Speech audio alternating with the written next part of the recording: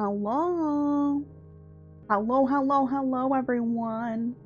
Oh my gosh. Guys. Guys. I have something crazy to say. So I was wondering, with all my recording and stuff, like, hi, Artie, hi. Oh, welcome, welcome. I was wondering why I was so loud. It turns out that the gain on my mic was set to maximum. I must have done that accidentally a while ago. Oops. Oopsies. Because I was like, why the hell am I so loud?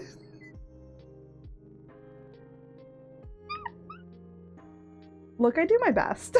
I do my best. I'm gonna be honest. I'm very terrible with figuring out what my mic quality is because I've tried so many times. I'm so bombarded by the gains of your mic. Yeah, yeah. I set it up that my mic kind of like peaks a little bit into the yellow, but when I laugh, it like peaks into the red because I have really loud laughs and I really scream really loudly. If you go back into the YouTube VODs records and you watch some of the games of me playing scary games, my mic cut out all the time because I was screaming. Honestly, my partner, he's like, you know, you should just let the mic cut out be there because it's so funny to see that your mic cuts out. And I'm like, yeah, my mic cuts out and then I start saying stuff and no one hears me. I'm gonna be honest, I've tried a lot of different things in order to make my mic settings, and these are just the optimal mic settings for me right now, because the problem is, it's not that I'm really loud, because most of the time with how my normal speaking voice is like, you know, this is like my normal speaking voice, right? It's pretty monotone, it's pretty calm, but then when I start getting excited about things and I start getting louder because I'm excited about something, and then when I scream and when I laugh, it's really loud. So mic cut out most of the time. Because all the mic settings that I have followed from like people's tutorials and all of that sort of stuff, every single time it always cut out my voice. And the reason being, you want to know what it is? Because of noise suppression. It's noise suppression. My laughs and my screams are so loud to a high decibel that it recognizes it as background noise. Yippee! You want to know how my boyfriend, he was like, you know what? Your mic quality can be a little bit shittier because, you know, there's HoloLive people out here that have like mic quality shitter. And then I'm like, you know what? I look at Chibidoki and I'm like, she doesn't have good mic quality, and look at her. Because all the time I hear from advice content creators, your audio is important. I'm like, yeah, you shouldn't be sounding like you're going through a wind tunnel. But then I'm like, but then there's Barley the bear right there. Like, it's so contradictory. That the tutorial guys are rather quiet. Yeah, most of them, well, no, yeah, most of them are quite like quiet or like monotone-ish speaking voices, right? But also, I don't know if you noticed this, most of them are men. Most of them are men, and I have this belief that all of the mic quality advice stuff is always given by men and made for men. So because of that, my voice being super high pitch when I get super loud and my laughs being really high pitch, well, it doesn't really help much because I'm a woman that has a very high pitch laugh and is very loud. So yeah. You want to know what I had to do? I had to, so noise canceling in OBS is already terrible, or noise suppression is already terrible with OBS. Like, I've seen people saying like, no, you should get this, this will be better noise suppression, blah blah blah. I'm like, look, I have to take the time to do that and plug it all in because there's a hard chance I'm gonna break something. there's a hard definite I'm gonna break something. So, don't want to do that. don't want to break things. Can't break what's on. Bro, I have broken software before. I have broken it before. Don't even. I've broken both. I've broken both. Yeah. And I've broken stuff before. I've broken things that you didn't expect can get broken. Sometimes it's not even my own fault. It's just my dumbness. Look, me and technology, like, okay, my mom has this impression that because I work around tech a lot, that I'm super smart with tech. I'm like, I look at my mom, I'm like, no, I would never build my own PC with a 10-foot pole. I had other people do it for me. And I'm so terrified to take it apart to clean it. Don't worry, I will clean it. It's just, I don't think I want to take it apart to clean it. If I do a thorough deep clean of it though, I'm probably going to be putting in some more save drives to it. So, probably going to be putting a few more hard drives and things into it. Oh, excuse me. Oh, welcome to the Burp Fest. It's burpy today. Press air into it and hold the fan. Yes, yes, I do know that. Okay. Oh my god, I need a command burp. I need that back. It used to be. I used to have a command burp. But it would like rate the score of the burp. I'll get, you know what? I have a little sticky note here. Let me my pencil on the floor. It is. Let me put a little thing.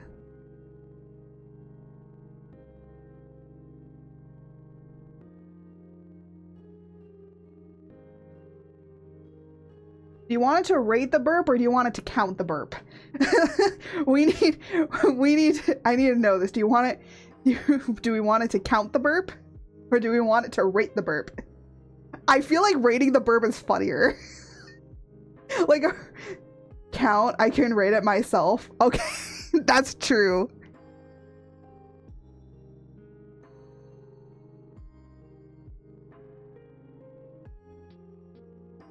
Yeah. I mean, I know how to make like a counter for that stuff, so because I have the check-in counter, so I know how to like make a counter for stuff now in Mix It Up because I use Mix It Up. I know a friend who uses Mix It Up. He uses Mix It Up for like a lot of stuff with his stream, and he's just like, me and Mix It Up are going through a hard time. I'm like, don't worry, don't worry. One day, you'll make up. One day you'll make up and everything will be great. That's how I talk to him. Holy shit.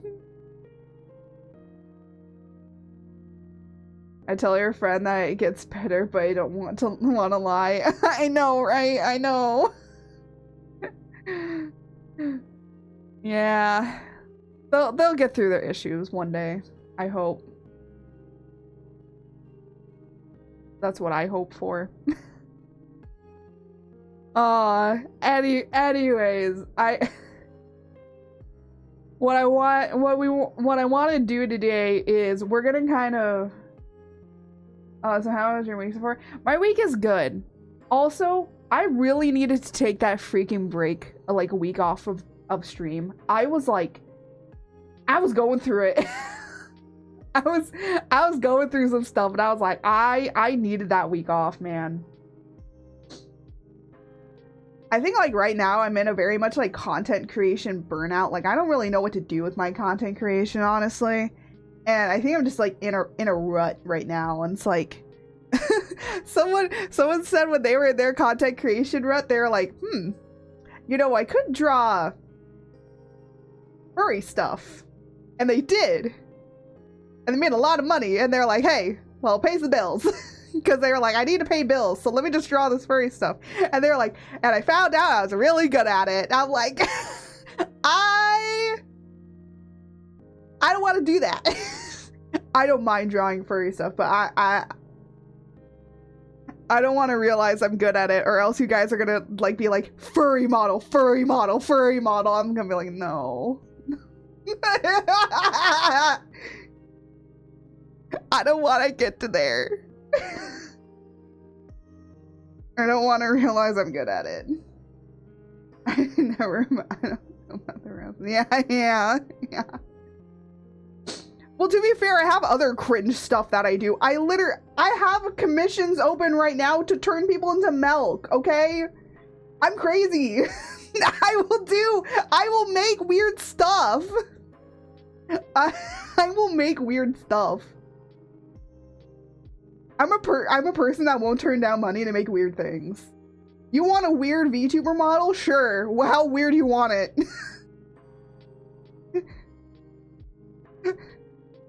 Hey, I'll make a PP model for the right price. Milk parent, art thou? I am milk parent, yes. But yeah, I will make a PP model for the right price.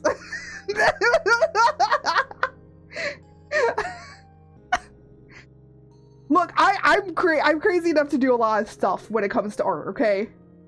PP model? Yeah. Look, I've made a Furby model throwing up rainbows, okay? It's not far out of the realm of possibilities. I have a granny model. There's nothing outside of the realm of possibility for me, okay? If I really think I can't make it, I will tell you I can't. And I will say, come back to me in like a year and I'll probably be able to make it. Like, there's not, I'm weird. I'm a weird person. I like, make me your AI. I will be your AI. Send me the weird stuff that you want AI to make for you. I will make it for you instead for a pretty good price, and I will do it.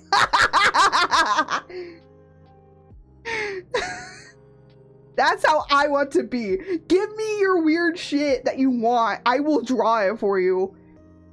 I won't draw it. I'm not really into drawing NSFW stuff for other people. I just draw that stuff more for myself, right? And those artworks never see the light of day unless you're on Patreon. Sometimes I post them on Patreon. I haven't posted one up recently, but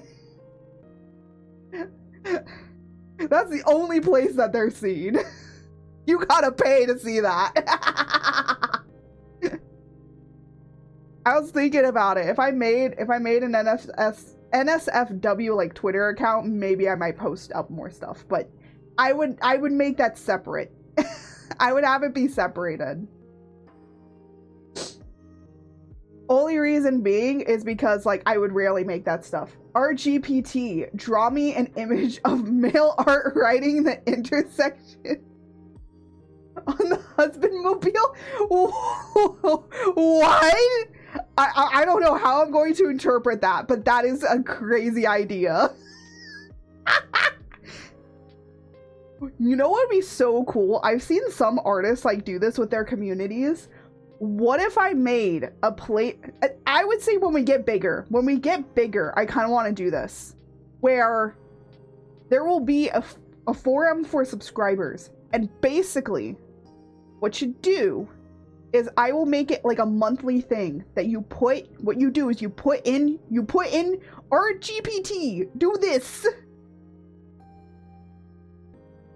And you put that in, and then I have to draw it for you in 5 minutes. It'll be the shittiest 5 minutes that you'll ever experience, but I have to draw it in 5 minutes. I think that would be really cool. It's also just like a really fun thing because that's something that subscribers can get, you know? So unfortunately it would only be for subscribers, but it'd be something cool. That'd be such a fun experience. I do think that we should do it when I'm bigger. Like, you know, when we have more people, right? Do we have a lot of people right now? Yeah, we have like a good, decently sized small community, which is great. I love you guys, man. But I would want to do one a little bit bigger so I get more responses, so we have like more of a fuller stream. And then during that, like you know, it'll probably be near the end of the month, so I'll like put it up at the beginning of the month, and then at the end of the month I'll do a stream for that. And we'll get through as many as possible. It's like, hey, if you didn't end up if you did end up getting chosen this month, don't apply next month. Let other people get chosen. It's like, so everyone kind of gets a chance. And then, you know, we can reapply for the month after. It's kind of like Twitch partner, like getting on the front page. You know, you can't, once you're already on the front page, you can't reapply for like several months. Kind of like that situation. So it's like, hey, once you've already gotten a prompt done, you know, let other people get a chance to get a prompt done. We want everyone to be able to get a chance. So yeah. But I think that would be really fun. And considering the rise of AI, I think it would be hilarious. And we would call it Art GPT Day. Where I have to draw all of your prompts. There's actually, okay, hold on. There's actually a website that does let you do that. I don't remember what the website is called. There is a website that lets you do it. Where it's basically, you are the AI, like drawing or whatever. But here, let me see. It's like an artist area where you can apply to be like a prompter or an artist. And then basically people will send you like a ChatGPT, like basically like a ChatGPT message, right? And then you as the artist have like a certain amount of time to draw it. And then you have to draw it and you send it to them. And it's all free. It's like a free art exchange kind of thing. But there's like no exchanging happening. It's just you kind of doing it. And then you rack up points because of the amount that you're doing it. So it's like a way for people to kind of do the whole entire thing that people say that AI provides, like, you know, making it free and accessible for people, because it is free and accessible for anybody. You get some points and then you spend those points. The points you get are free and then you just spend it. It's super cool. It's like a really cool collaboration. Let me see. AI. It was like artists.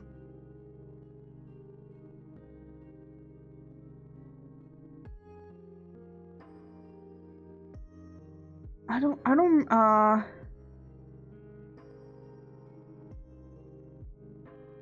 remember what the website was called. There was a YouTube video I watched, but it was like a while ago. So let me go and find the YouTube video and then I'll tell you guys what the website is.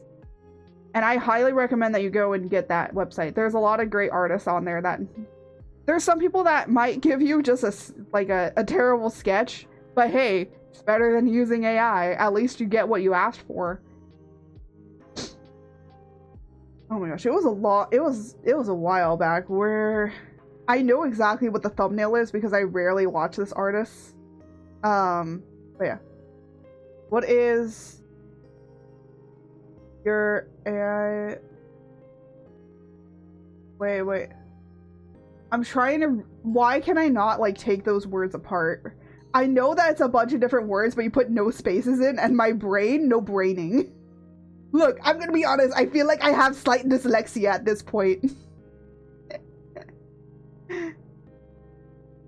Which is so funny. I can't read chat, but literally earlier today, I read like 3 chapters of a book and finished a book. Because I only had 3 chapters left to read. Where the heck? How long ago did I watch this video? It's your slope bosom, right? Oh, I think so, but I'm just trying to find the video.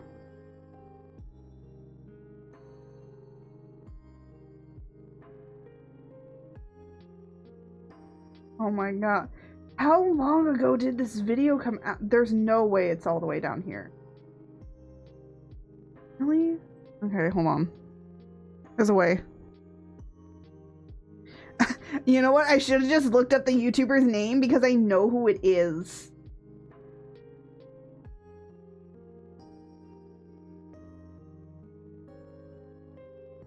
I'm gonna just pause the video and look at the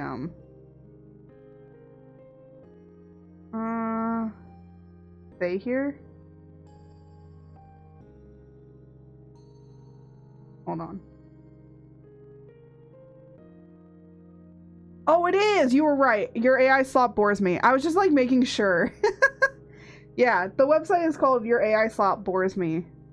And you basically LARP as an AI, and you basically just write in your prompt, and then a real artist on the other side will draw what your prompt is and then send it to you. It's cool. It's really cool. So highly recommend it. If you want to learn more about it, there's a YouTube video called by Lavender Town.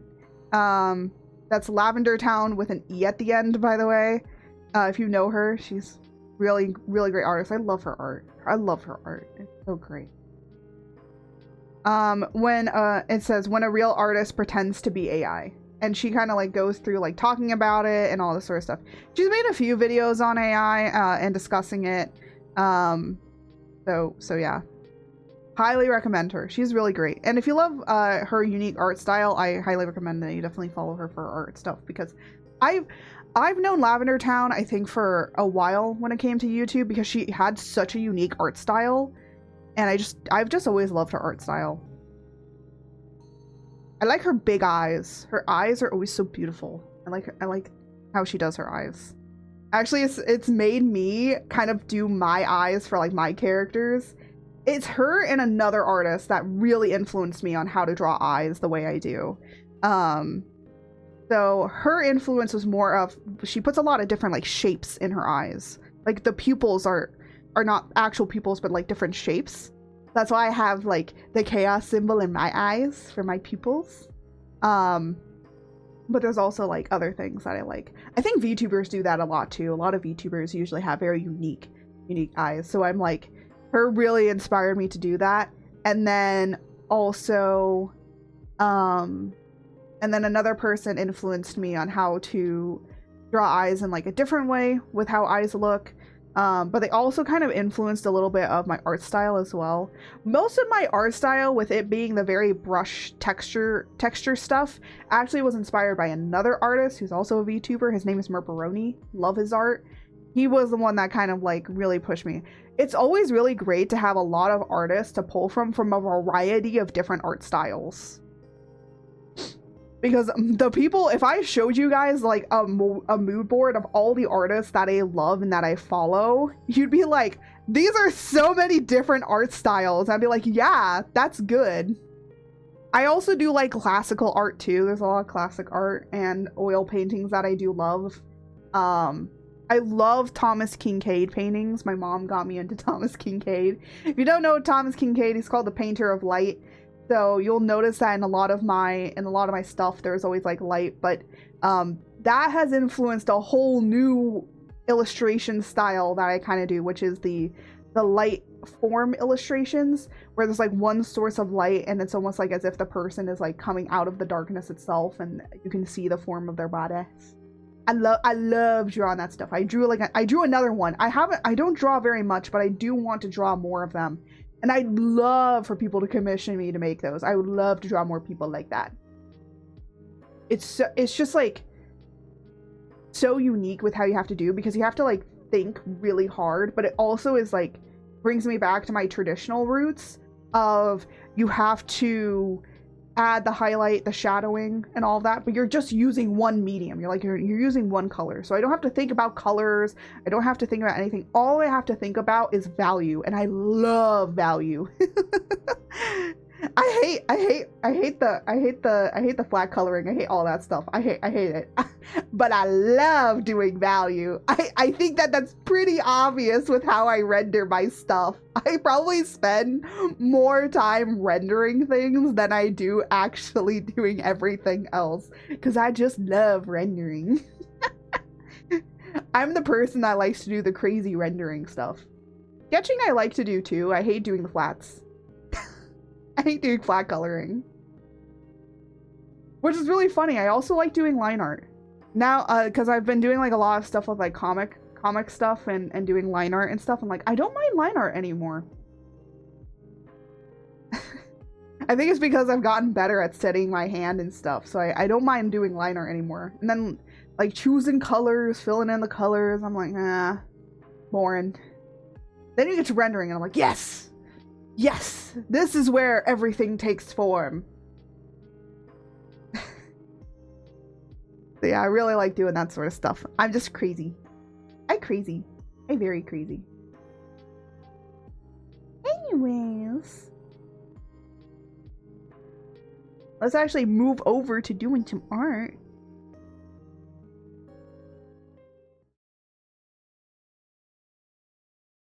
I'm getting my drawing tablet up. We gotta get the tablet up. Or else what's the purpose? Okay, so for those that might be new around here, a while back, I started working on a little comic called The Art of Chaos, which has now been kind of oh, we're in 3D, yeah. Oh yes, I do use a lot of 3D models. You'll notice that pretty quickly. I use a lot of 3D models for stuff. A lot of the work that I make, I do use 3D models just to really help with pose and anatomy, because unfortunately, no matter how many times I draw, I'm very, very bad at anatomy. Like, I can go through a whole entire 3 months, like a whole year of studying, right?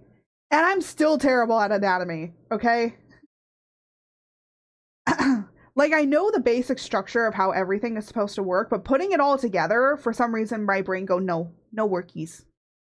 But I do know anatomy enough for everything that I can be able to make stuff function correctly. So even though that I do use 3D models, it's very, very hard to tell nowadays when I'm using a 3D model, because I know anatomy enough to go, yeah, that's not how that looks, and fix it myself. So yeah. But anyway, so for those that are new, I started making the Art of Chaos comic. I did get a few chapters into it, and then I ended up stopping making it because it was getting really hard to do content creation and work on a comic. Because what I shouldn't have done was, I basically was publishing a chapter out every month, but what I was doing was making the comic in the month that it needed to be published. So it wasn't like, oh, I'm making like the future chapters ahead, right? No. And then I took some time off to actually get kind of a start on a lot of it, and yeah, it just didn't work out. There's a lot of things I wished I could have fixed. A lot of the story I wish I could have redone. So I basically stopped working on it. And we're now redoing it. I have a script. It has, you know, I work on it here and there when I have the time and availability to. But also what I have been doing is I have a little book. And this little book is filled with all the characters I need to get done. Right? So these are all the characters I need to get done and drawn and finalized. Now, I'll tell you this much. The main group, or the main cast, had not even been finalized when I had started making the comic. So yeah. A lot of the character designs and a lot of the other stuff hadn't even been finalized yet when I was even working on it. So I've been going back and basically reworking on it, redoing it, and fixing a lot of stuff and problems that were with some of the character designs. Also simplifying a lot of the character designs, because I realized that these characters were really hard to draw. And that it was taking way too much time to draw all the stuff that I needed. So, yeah. By the way, character art in the comic, because it's supposed to be based off of my own lore, but we're just like expanding it into like a full-on story. So basically my VTuber model is a character in the story, but is also like my branding and stuff. So, yeah. But I do have like a large list of stuff of characters that need to get done, and what I want to do is at least get the first arc or first and second arc of characters, because there's different arcs in the story. First and second arc done for certain characters, along with some big bad evil guys, because there's multiple big bad evil guys in the story. Also, even though that there's technically a big bad evil guy, there's also not a big bad evil guy. It's interesting. Also, in the background, I am also working on, so while working on this and working on making clips, editing stuff, all that sort of stuff, I'm also working on, of course, the new VTuber models that we're going to be having debut next year. I might work on a chibi model to debut for my birthday. I'm debating on that. That's debatable. Or make a grandpa art model for the male model. Just have fun with that. And then I'm also working on the Traw comic that I promised, which is Traw's story. It's a mini comic. It's basically just kind of to help me to get back into doing comic making again. So I'm going to be kind of making smaller mini comics about lore and story. And yes, there is actually an overarching storyline with all of the mini comics. So all the mini comics are also pretty important to what is going to be eventually 3.0. So yeah, I don't know if I'm going to make animatics for all of them. If I do, I might just take the chapters themselves and just kind of slightly edit them to be like an animation. And I think that's what I'm going to probably do. So, but yeah. So for a while, we might be working on this stuff with doing the comic making and all that sort of stuff. Some of the characters that we're going to be going over are characters that you might have already seen or have already talked about before, but characters that I haven't talked about or haven't shown before, they're not going to get done. There's also some stuff that I don't want to do because I don't want to give everything away. Because if I give everything away, that's kind of sad. Like I want some surprises for you guys to be there, you know? But we might work on some gods. We might work on, you know, places. We might work on animals because I need to do animals and creature designs. There's going to be stuff that we're going to be working on that I'm more than happy to show you guys working on it. The comic itself, I might not actually stream working on it. Just because I kind of just don't want to. I know some people that they do stream that. I just am like, it's more interesting to get you guys interested in the stuff because I can talk about the characters. I can talk about the characters, their story stuff, because eventually it's going to be somewhat talked about in the comic, but there might not be going into full detail of everything. So yeah. Also, I just want to show you something really quickly.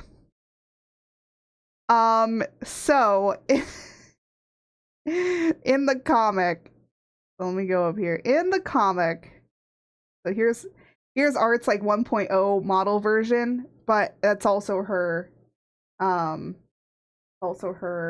actual oh, these are all rasterized. Okay, hold on. I'm gonna just click this one. Here's how tall Art is.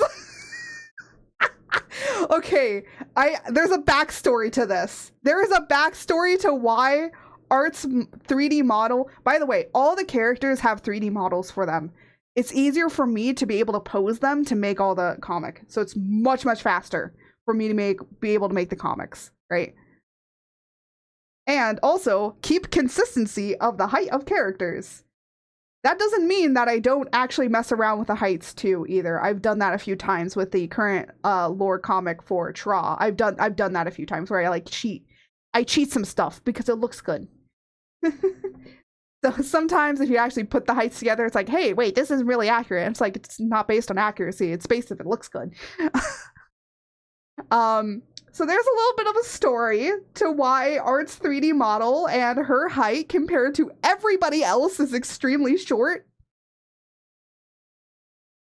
I screwed up. That's what I did. So I accidentally, instead of basing everybody's height off of Art, I based everybody's height off of Luthador. Let me go get Luthador really quickly so you can see his height.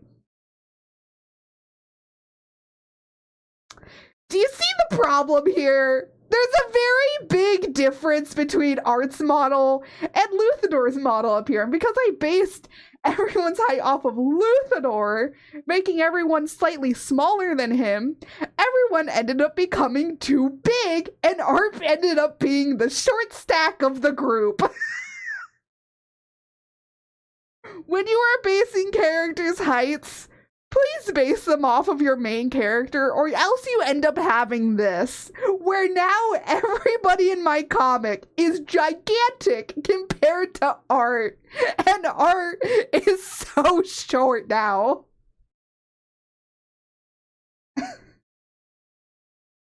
Again, this was an accident. I didn't mean for this. I based everybody's height off of Luthador because I wanted him to be somewhat the tallest character. And it ended up being, no, Art is now the shortest. There is another character that's a little bit her height, but a little bit taller than her. So she's not only the shortest character, because I was like, I gotta make somebody at least shorter, or else this is gonna like look really weird. Also, funny enough, the two other women that are in this comic, because there's two other women, there's one, that's Fira. She's 6 feet. She's a 6 feet tall muscle mommy. Look, I have a type. I have a type. And then the other one is Taida, and Taida is, I believe, also around 6 feet, but she's like an ocean mer creature, so it makes sense for her to be that tall. It doesn't make sense for Fira to be as tall as she is. It makes zero sense, and she's that tall. Look, accidental height stuff, okay? Also, funny enough, the one group that was supposed to be as tall as mountains is somehow shorter than Luthador. And Luthador is very, very tall. So yeah, lots of crazy things out here. Lots of crazy weird things. By the way, if you do want to follow any of the making behind the Art of Chaos, I do post a lot of stuff up on Patreon. It usually is like behind a paywall at first, and then it becomes out on public for everybody. But I do have like a lot of stuff, a lot of early concept working. Even the comic, some of the comic stuff itself is probably going to be put up there, like archival comic stuff. I am thinking also about posting the comic up on Patreon as well, like the Traw comic and all the other comics that I'm going to be working on, just so that they're in a nice little collection. But also the Art of Chaos itself will be up on there. I am probably going to be posting it up also on Webtoon and on Tapas and Globix Comics, because that one allows you to actually post them up like you're reading a book. Do I maybe want to eventually make these actual books that you can purchase? Yeah, at one point. But I'm trying to make it free and available as much, and like people can be able to read it anywhere and everywhere. And the reason for that being is because I don't want to get lumped into an exclusivity contract. That's why. If it's being posted up on multiple areas, you don't end up getting hit with an exclusivity contract, being like, you know, Webtoon or Tapas coming in here and saying like, hey, we want you to like solely post your work only to our stuff, right? I kind of don't want to do that, because plenty of people have gotten into bad situations with that, and I just don't want to end up in there. You know, if eventually stuff gets really good and then I approach like Oni Press or something like that and go like, hey, people want a physical release of this. I know like this is free and available for people to read, but people would also really want to read this. I've also been thinking about doing a like an itch.io page where you can actually download, like, you know, you pay like $5 and you're able to download like the full chapter, or like if you want a collection of chapters, then it'll be like, you know, a certain price. So either you can pay by chapter or you can pay like by however much you want. So or how I separate up the different arcs, because they're honestly how some of the arcs are, I feel like I can like fit them into like a book kind of format. So yeah.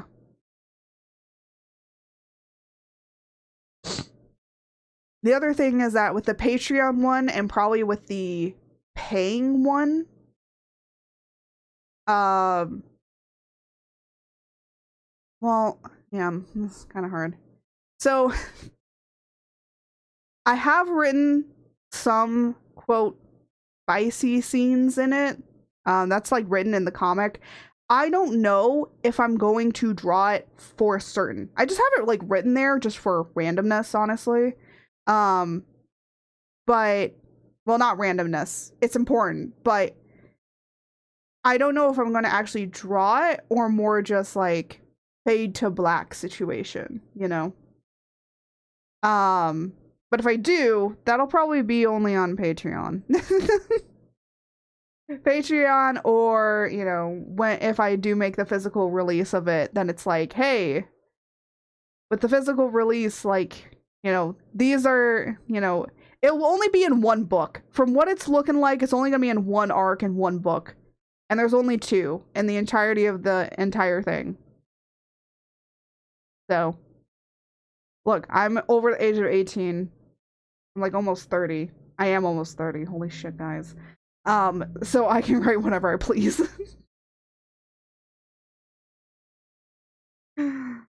But yeah.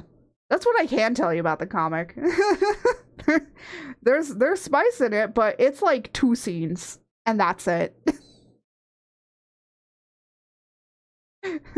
Because the purpose of it is not a, like, yes, there's romance, but the main purpose of stuff is not it being a romance. If I was making a romance thing, like, maybe, but, like, even still, I'm not a person to usually write spice. I wrote it because it made sense for the characters. So, yeah. Because, I mean, Art also gets, like, a partner, but they don't end up having any spice. They get nothing. It's kind of insinuated that they that kind of spice is that's done with later. It's off screen. But yeah. So I can share that kind of stuff with you guys. Again, like, I don't know, like, when it comes down to it, because that's like really further in advance. And if I do make it, I mean, I'll make it, but I don't know if I'll put it in. I might have a version where it like fades to blackish, and then a version where it's not.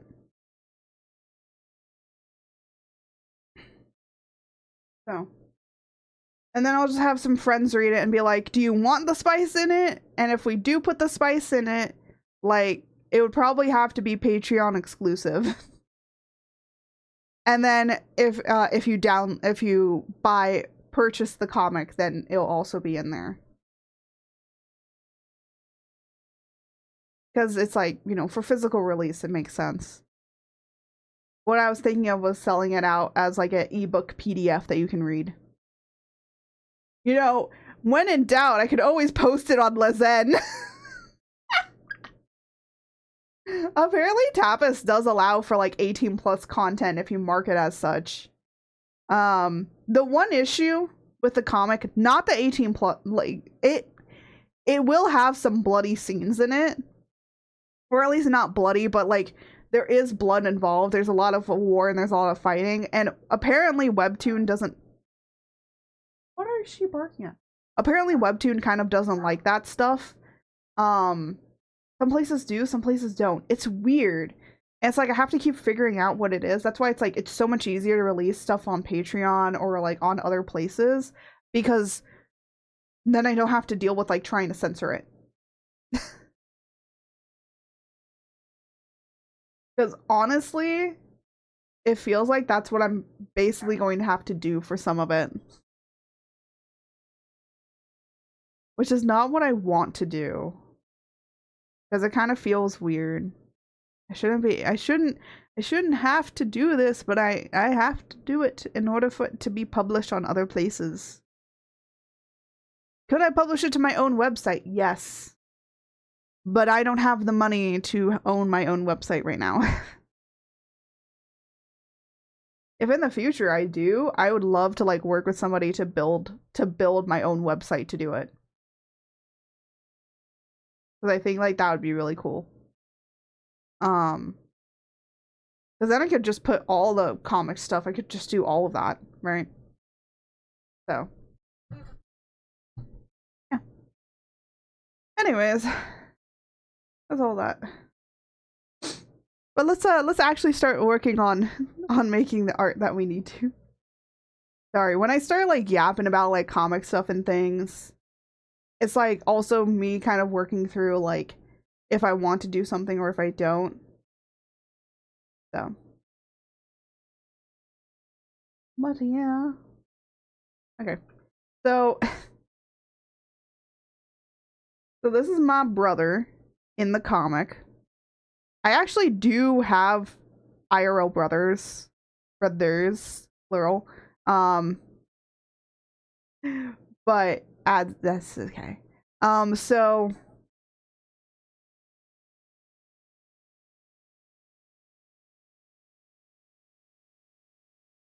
okay, I don't know what the hell is happening. There's somebody at my front door. Sometimes I wish I could just press a button and I can spray them with water to make them go away.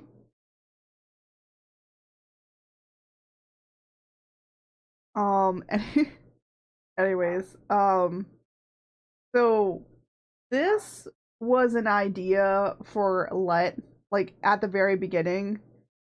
And then I decided to just not do it. I didn't like the blue hair. The blue hair was nice, but it's not what I wanted. It's not what I wanted for him. Okay. So I was like, okay, well I don't like that.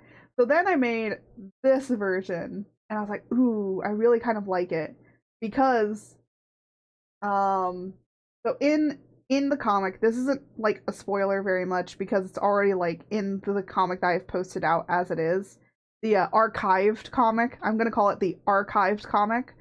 So in the archived comic, Let is the high priest of is one of the four highest like ranking. He's part of this.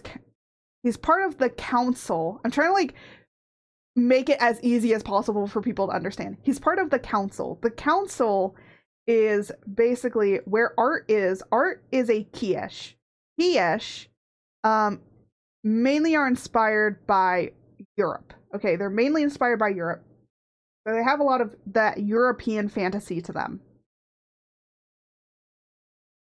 Art's crop top is actually a dress top that she cut the skirt off of. So she removed the bottom part of the dress. But it is supposed to be that. Her wearing the pants and the boots and all of that is very much more like her dressing as a man and also dressing as a woman. So she's basically saying that she is neither a man, she is neither a woman, even though that she still calls herself a she. But she doesn't care.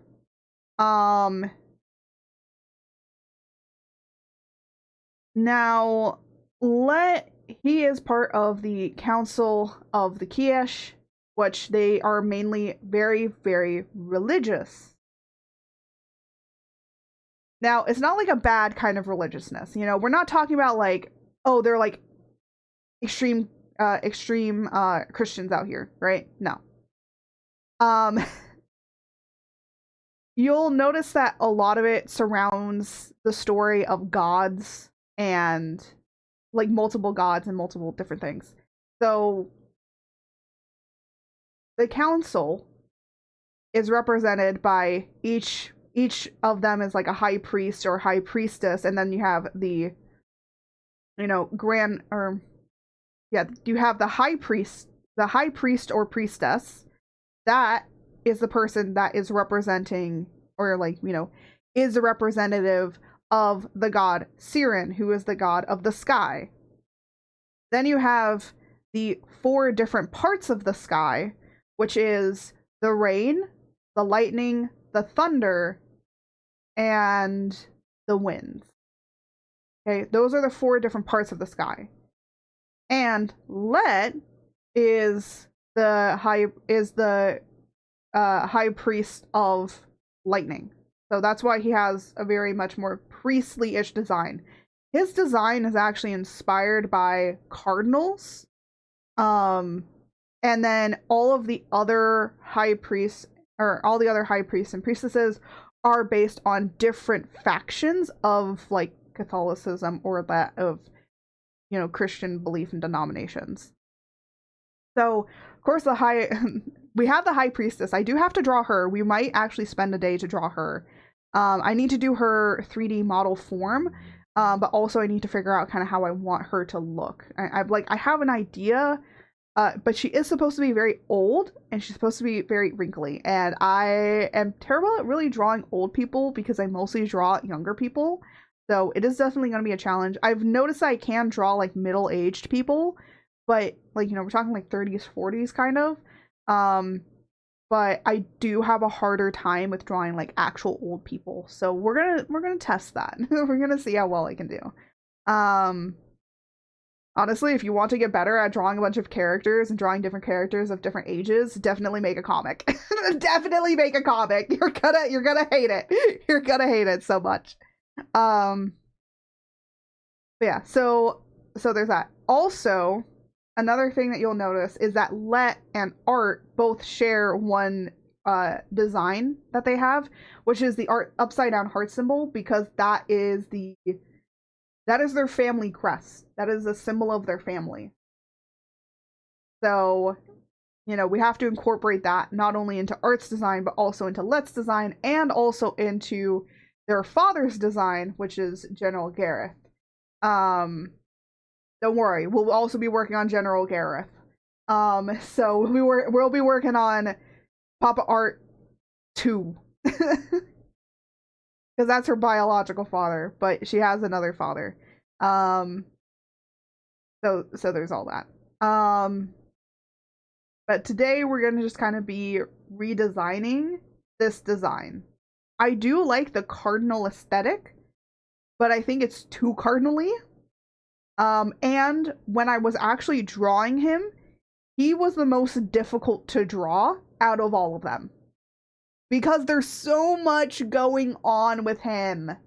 Okay? So the other thing is he does have a few different designs that we kind of didn't go through yet, but are definitely needed. So the other great thing is Let is in a what we would say is an interracial marriage, right?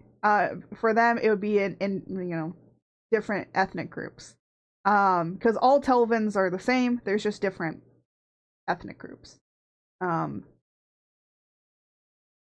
Because race implies that they're completely different, especially when you're talking about fantasy stuff and you say like, oh, this is a different race, then people are like, oh, so they're completely separate. It's like, no. They're not. They're not that separate. Sideways. So Let here has also a armored design that actually, when we eventually look at Art's design, because I will be releasing Art's design, I'll be releasing all the other designs. It'll be early on Patreon for a while, and then eventually I'll be releasing it onto social medias and everything. So it's like, eventually you will see her new designs. There's some parts of it that I won't put. I'll be lurking while I work, yes. Yes, Center, lurk. Lurk and work. That's what we like here. just talking and going over comic stuff, but also just drawing some. I'm getting back into working on it. I've just been like kind of busy with stuff, so I'm like happy to kind of finally be working on it again. This is a passion project. Big passion project. Now, so one thing about Let that we didn't see in my archived comic is we didn't see him in armor. He was gonna be in armor. Art and Let do have certain parts of their armor that is reflective of each other. So Art has boots that are pointed just like this. So those are those are a design feature shared. Of course, they also have the belt, the pants situation, that's both on their end. They also both have this collar thing. Now, I learned about this collar thing because of historical, metal, and armor accuracy. They are going to have that thing there in order to keep things from hitting their neck and damaging, of course, their jugular. So, of course, that's getting put there. He also, of course, has this metal, this like breastplate here or chest plate. But all of this here is also armor, but it's not armor of his people. It's actually armor from his partner that his partner gave him, because his partner is a Skiesh, and they use a lot of insect-like material to make up their armor. So a lot of their armor kind of looks like insect-like. So whenever you see this kind of armor, it's gonna be from them.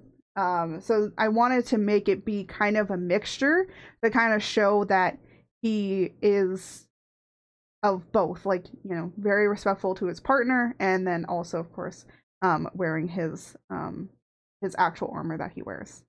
But in this, he also just looks like an actual warrior instead of like a priest or something, because I wanted him to look like that. Now, I did kind of make a little bit of a thing. If you have ever played Baldur's Gate 3 and you see this hairstyle, you will immediately know that this is Shadowheart. Yes, his hair is done like that to represent Shadowheart, but also he has a lot of hair. He has a lot of thick hair, just like Art has a lot of thick hair as well.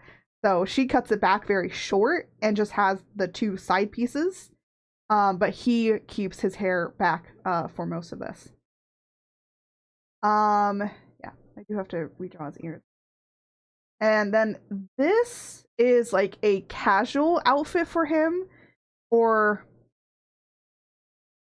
definitely more like a laid back sort of outfit. And I do want this outfit to also be so I'm not going to draw this one. We were going to draw it today, but we're not going to draw this one. The reason being is because I actually have to draw his partner first for it. So let me actually get his partner up so you can kind of see his. So Let's partner is named Argalith, and he is a Skiesh. He is partially blind. Well, he's blind, but he's not blind in a way that you think. You won't get to see that until later on of how he sees the world.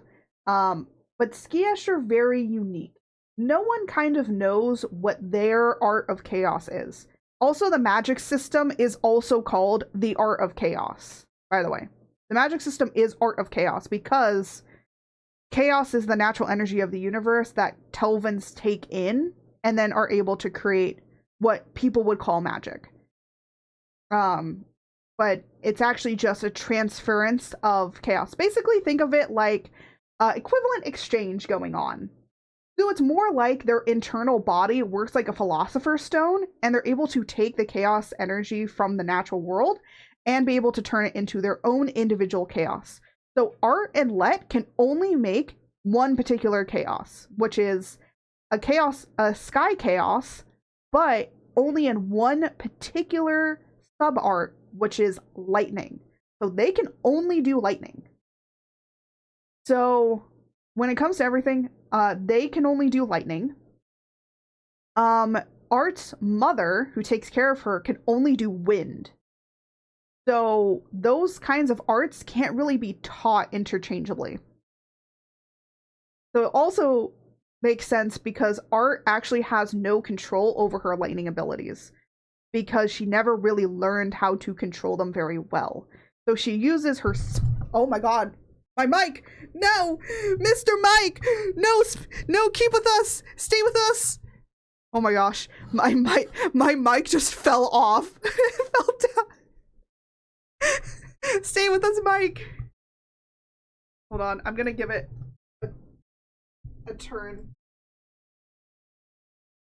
Okay. I think it's tight on there. Alright. Good mic. I patted the mic. I gave the mic a little head pat. Sorry. But anyways, Art uses her spear as a lightning rod. You'll notice that when I put more of her into an actual fighting role, that she uses her spear a lot. But if you also read in the archived version of the Art of Chaos, she does use her spear as a lightning rod. Like, the lightning power ability that she has travels up her spear. Because she can't control it herself. She uses her spear in order to really help her with direction. So she cannot control the direction of it. She can somewhat control the output, but she can't control the direction. Let, on the other hand, can control direction and output. That makes him a little bit better. Both of them are spear users, by the way. All the family is spear users. Because their heart-shaped symbol is supposed to represent a spear. So the family is known as very powerful spear users. And very powerful lightning users as well. So there's a lot of behind the scenes stuff, and this is why I really like doing these kinds of streams, because you can really get an understanding of everything that I've kind of thought of when like making these characters. So it's not just like, oh, I made this character look this way because it's cool. And oh, I made them fight this way because it looks cool. No, it's they're fighting this way because of this. You know? Or like they look this way because they're like this, you know? So there's a lot of different things out here. So this is gonna get redesigned. But this is Let's partner. So this is what a Skiesh is. I was originally gonna have them have tails and like weird feet things here. I'm scrapping it. I'm scrapping it because they're starting to look way too much like another group that we have that is supposed to be more animalistic. However, one thing about Skiesh, really cool, is that they actually do have clawed fingers, but also they have I like to call them finger beans, but they're toe beans. They have toe beans like a cat or an animal. The reason being is because they climb through a lot of very rocky terrain. Because they live underground in caves and stuff. So they have that there for some soft cushion as they traverse the caverns. They also have very big ears. That's one thing. Honestly, I have made their ears a lot bigger. And they kind of can be able to somewhat swivel and move around a little bit. Because they might not be able to see very well underground. There is, if anyone has seen Avatar, the Blue People movie, we're not talking about Avatar: The Last Airbender, we're talking about the Blue People movie. When it gets nighttime, and you know how it's all bioluminescence? Yeah, that's basically what the caverns look like. The caverns do have bioluminescence to them, but it's not as bright as it is in the Blue People movie. So it's kind of like dim light. And they can't really see too well. So Argalith is unfortunately blind very much on the surface because the light is too much for him. But he also is partially blind. And we'll look into more of that like as it continues on, but he is going to be partially blind. He is going to definitely get redesigned a lot more I've been kind of redesigning him a little bit, but I don't really know if I like his color palette.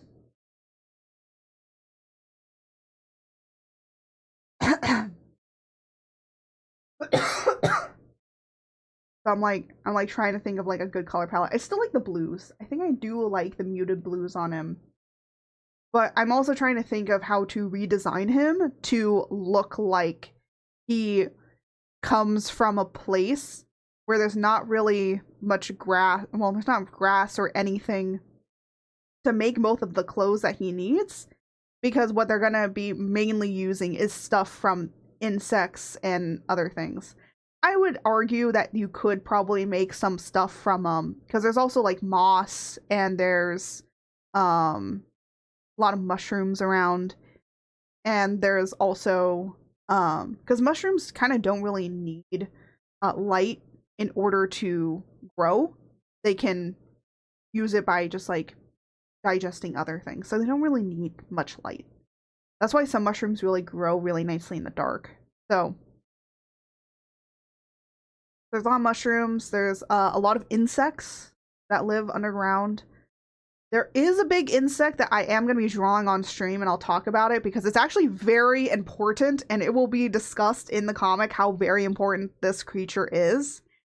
I will say though, if you don't like insects with a lot of legs, I would say don't come to that stream. I will warn people. Warning, insect with a lot of legs. Don't come if you are if you don't like centipedes and stuff like that, because it is very much based off of a centipede. But that insect is very big. It's massive. It's a massive insect. But what it is technically like a caterpillar. Eventually it will grow into a big giant butterfly. And then that butterfly will leave and go up to the surface. That's like the molting season. And I was thinking like that's how they get some of the ways of how they are able to weave clothes, is they get it from the cocoons of those creatures. But while they're down underground, they're very big, but they also dig through a lot of the tunnels. So they keep changing the caverns. So the caverns are ever changing because of these creatures. But because they keep changing it, it also helps with the ecosystem. So, you know, they're very big. They eat a lot of things. Then, of course, they excrete that. And where they excrete it, a lot of new life comes into there. So then other life can eat and be a part of the ecosystem. So they're very much apex predators, but they're also like that. And also, they won't go out of their way to eat a Telvin. They mainly eat mushrooms. So it's like their main thing is that they're very vegetarian, but they're also omnivores, so they will eat also other things. But yeah. And those things are very, very important because they also are hunted by the Skiesh in the underground. So they're also hunted. But they're only hunted during a certain time, and it's only for a rite of passage. So it's not like these things are being like endlessly hunted. It is like, this is your time from childhood to adulthood. You hunt them down and you take one down, and then you're able to kind of basically feed the village for a very, very long time. Or the cavern. They call it the cavern. You're able to feed the cavern for a pretty good amount of time. There's there's festivals and other things. But the other cool thing is does Argalith have his thing here? No, he does not. I did not put it on here. Okay, let me go get Luthador then. Actually, I think okay. Ignore that. Here's Luthador. You see how Luthador has these tattoos here? Yeah, this is not a birthmark. That's a tattoo. That is to mark that you have done the hunt and that you have become an adult and that you're a member of the cavern. So if you have that tattoo, you're marked as an adult. Again, it's a lot of small details that you don't even notice in the character design, but it comes up later. Like, you know, why does he have this, you know? Another thing I'll point out with character designs, by the way, hair and necklaces are important. At least to Kiesh and Skiesh. There are other people that will have marriage stuff happen or like are married, and you will see based on what they wear, it tells you that they're married. Because I'll have some characters that aren't married and you'll see how they look compared to somebody that is married. So Art is not married. She has her hair down, not tied up, and she doesn't even have a necklace on. That's for like the beginning part of the comic. But you'll notice with Let and Argalith here, because they are married, that he does have his hair tied here and he wears a necklace. And that is on purpose because he is married. Yeah, they don't have like wedding bands or anything. I wanted to make their culture very unique to themselves so that they don't feel like they're humans. But also it's like, you know, everyone does like the rings thing. And I know even like in a lot of fantasy stuff, like they still do the exchanging of rings. I'm like, no, I don't want to do that. I want to make it like more intimate. And I'm like, well, tying each other's hair and like doing hair, it's like the idea of tying the knot, but you're actually tying their hair, right? So I wanted to make it feel more intimate, you know? So some people can just have their hair done, so like maybe in a particular hairdo, or, you know, they have the braids, or they have like some other way of doing it. So, yeah. Technically, Let could just have his hair down in that particular ponytail down at the bottom, the back of his head, because that's a particular hairdo, so that could work too. But he also has it tied on the side. Because what I'm gonna have it be is also have Argalith have his hair up in a ponytail, but then there's like braids on his side as well. So he has like a braid on his side that kind of goes up into it. Will it be hard to draw that? Yeah, but he's a side character. You're never gonna see him a lot. he's an important side character, but he's not that important yet. He shows up every now and then. Honestly, I made his role a lot bigger in the comic now that I'm remastering it. He has a lot more of a bigger role than he did before, which is the same for like a lot of the side characters. A lot of the side characters when I was making the comic earlier just didn't have very much character to them and weren't as big. And now I feel like with rewriting it that they do have a lot more to them. There's like a lot more to them that feels a lot more natural. Also, I made Luthador be a little bit more of an adult because he is an adult. I think I made him way too much of anger, teenage childhood within the original comic. And he wasn't what I kind of wanted him to be. Like, he's supposed to be still a jokester, but I wanted him to be a little bit more of an adult. Because the comic is very serious, and how he was acting just wasn't that. Like, oh my goodness! In the water that turn the friggin' frogs gay. Do you understand that? Turn the friggin' frogs gay. Crap. Oh my gosh! Hi. Welcome, Raiders. Hello. I am George the Frog, the real streamer, and this is Art, my lovely co-host. Oh my Sit goodness! Back, relax, and enjoy the chaos. Hello, hello. Welcome, my devotee. Enjoy the chaos of the forest. Hello everyone, I am Art Creates, your primordial deity of chaos, here to spread all chaos throughout the world, and this is my co-host George the Frog, who is also my child. Don't worry about it, and don't worry about asking him for it. Art, hello Tomo, hello, welcome, thank you so much for the raid, thank you guys. My goodness, I'm so, that shocked me. I was like, wait a minute. Oh, hello everyone. Hi. Happy arting? Yeah, hello. Welcome, my devotee. Enjoy the chaos of the forest. Yeah, so let me give you guys a little bit of the spiel of what we're doing today, because I wanted to kind of talk about it a little bit. I love your mouth. Welcome, you. My devotee. Thank you. Enjoy the chaos of the forest. Oh my gosh, thank you guys so much for the follows. Thank you guys. I super appreciate it. Thank you for, you know, hold on. Welcome, my devotee. Let me shout. Enjoy well, the I already, chaos of you the got forest. I shouted out already. Sorry. I'm so sorry. But hello guys, let me give you the rundown of kind of what we do here on Art Creates. Hi, of course, I'm Art Creates. I am an artist, and I also make everything that you see here before you, except the little froggies that you see down here. That was from Stream Avatars, and there's another amazing artist that made them. I think they're like the little cute creatures or something. But I am Art Creates. Everything that I make here is made by moi, including my own model. It was so much of a butt to rig it, but I love her I love her so much. Also, of course, I did rig little Georgie here, and you can make George talk and have all the fun, cool, awesome stuff. You can also make him have the Dimmadome hat. His hat does grow, so if you want to make it grow very big and tall, he will become he will become George Dimmadome, owner of the Chaos Dale Dimmadome. But yeah, so oh my gosh, I'm so sorry. It's just like there's so many eyes here. Hello. welcome in. Man, amazing girl, you cooked with your mom. Oh, you guys want to see it fully? Yeah. Let me put frog.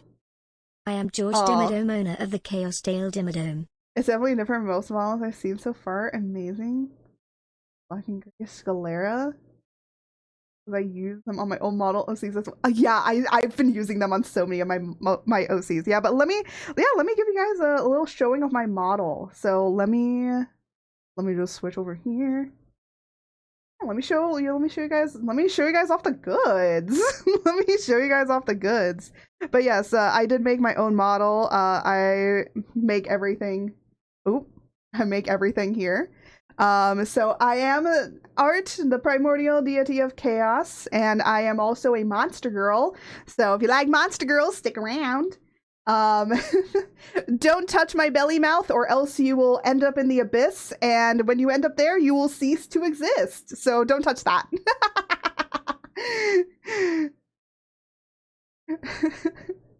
We love lots of girls and boys. Well, I have news for you. We also do have a male model named Tra, who is the deity. I am the chaos of creation. He is the chaos of destruction, because we have a multiverse going on here. If you love lore, if you love sticking around for a story with a stream, my stream does have a lot of lore and story to it. We like to work on comics. We like to work on characters. Right now, I'm currently working on Let, who is my brother. Before I was the deity of chaos, I used to be Art Therendel, who was a mortal that ended up fighting God, became God, and now I'm the chaos of creation.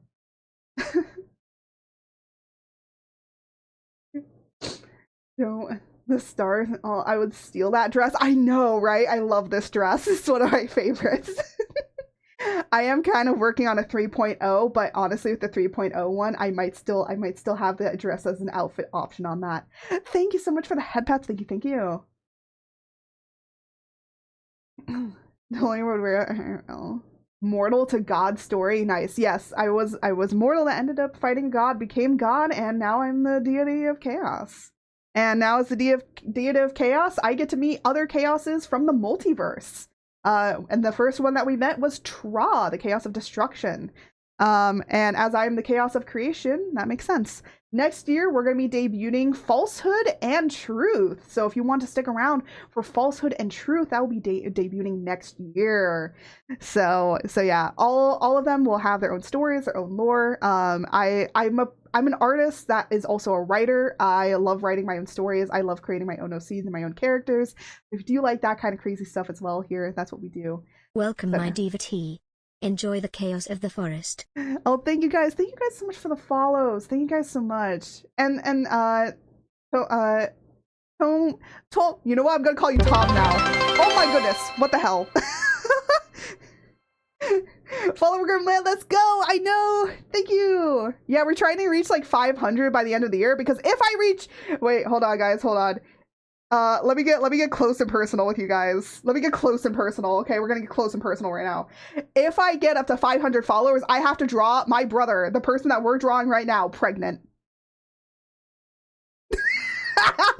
And by the way, I'm not at all about not doing Mpreg art. I've done multiple Mpreg arts before. Okay, this is not my first rodeo. I've made an Mpreg art model before Mpreg art models were a thing.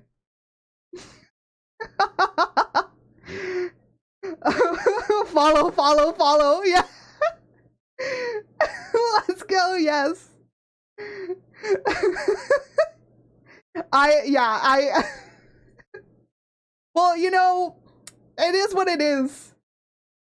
Welcome, my devotee. Oh my god, Enjoy the chaos of I the like that forest. people are now I like drawing weird cursed art other outside of doing my own comic stuff, my own art stuff, and my own other art stuff that I do. I do draw crazy stuff like George in a bunny outfit. Look at that. Or muscle mommies. I do that. So yeah. Hold on, let me go to my other accounts. Oh my god. Everything's kind of popular amongst the okay. Would you guys like to see me okay, so for a subathon, I had to draw my partner pregnant. Would you guys like to see my partner's persona for my lore pregnant? would you guys like to see some of it? Yes? Okay, let me pull it up for you guys. Let me go over to my corner. Let me go in my corner. Let me go over here. Yeah. Also, right now, I do have commissions. Oh my gosh, I'm zooming around. Zooming around at the speed of sound. Sorry. I will do that a lot. If you guys like be saying a bunch of memes and stuff, I will do that a lot. Before I show you guys the Emperor art, we're currently working on redesigning my brother's character design for my lore comic that I have been working on for a very, very long time. I'm currently reworking through a remastering of it. We do have a Patreon that you can see a lot of the early access to that stuff. Also on the Patreon is sometimes art that I might post up every now and then. But I have been working on a comic. It's called The Art of Chaos. The Art of Chaos is not only the story of how this art became the goddess of chaos, but also about the magic system and about gods. And basically, hold on a minute, I actually have it down to a really small little thing, and I keep forgetting to post about it. But the Art of Chaos summary to the story is: on the brink of collapse, Telvin's search for what? Why did my phone suddenly shut down? Nah. Nuts. Oh no, it's updating!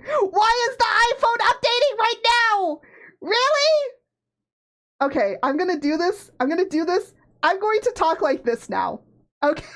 Just ignore that my phone is updating. My comic is a dark fantasy action drama. Oh, the phone is back. The phone is back. Let me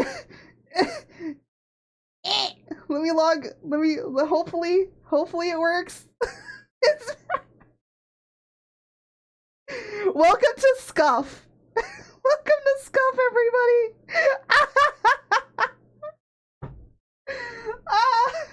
I woke up to raid glory. Yes. Okay. All right. Let me get my stuff back. Okay. No ads. Snooze. Go away. I don't want you here right now. All right. So my comic is a devotee is checking in. To ensure check-in is complete, please give me your credit card. Thank you for giving George your credit card. He will commit various amounts of fraud, possibly. Oh yeah, by the way, George the Frog will steal your credit card. And there's a joke a long time ago with George the Frog stealing people's credit cards. A devotee is checking in. To ensure check-in is complete, please give me your credit card. Thank you guys. Thank you guys for giving George your credit card. Save? I will save. Thank you for reminding me, Tom. Okay, you know what? I'm gonna call you Tom now. You're Tom now. You are now Tom. By the way, if I give you a nickname, you have made it.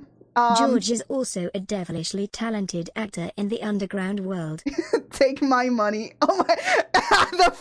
the fry take my money. Mama, call me Momo. Okay, call me Momo. Call him Momo. Okay, I'll call him Momo. Maybe it should change to Tom. I'm the best frog. Oh, thank you for giving George all of the head pats. I like how now I'm making your community call you Tom. Call you Tom. No, I'll call you. Okay, if you want to be called that way. No, Tom is such a good idea. Oh no, I'm so sorry. I'm so sorry. A devotee is checking in. To ensure check-in is complete, please You know what? give me your credit No, card. I'm not. No, I'm not sorry. I'm not sorry. You're now Tom. Your community can now call you forever Tom. They will regret it.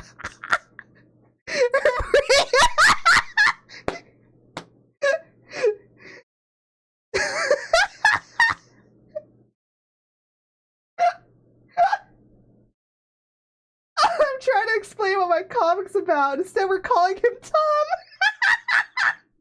You know what? Hey, you came in here. This is the chaos, okay? I am chaos. I'm the primordial deity of chaos. We're going to cause chaos. That is what I need to do. Tom Tomo sounds like a wrestler. It is. It does sound like a wrestler. It sounds like a really cool wrestler. You know what? Embrace it. It sounds like a really cool, awesome wrestler. In this corner, Tom Tomo!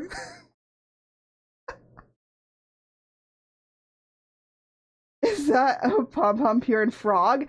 Yeah. So someone, if you subscribe, you can be able to put little hats on your frogs.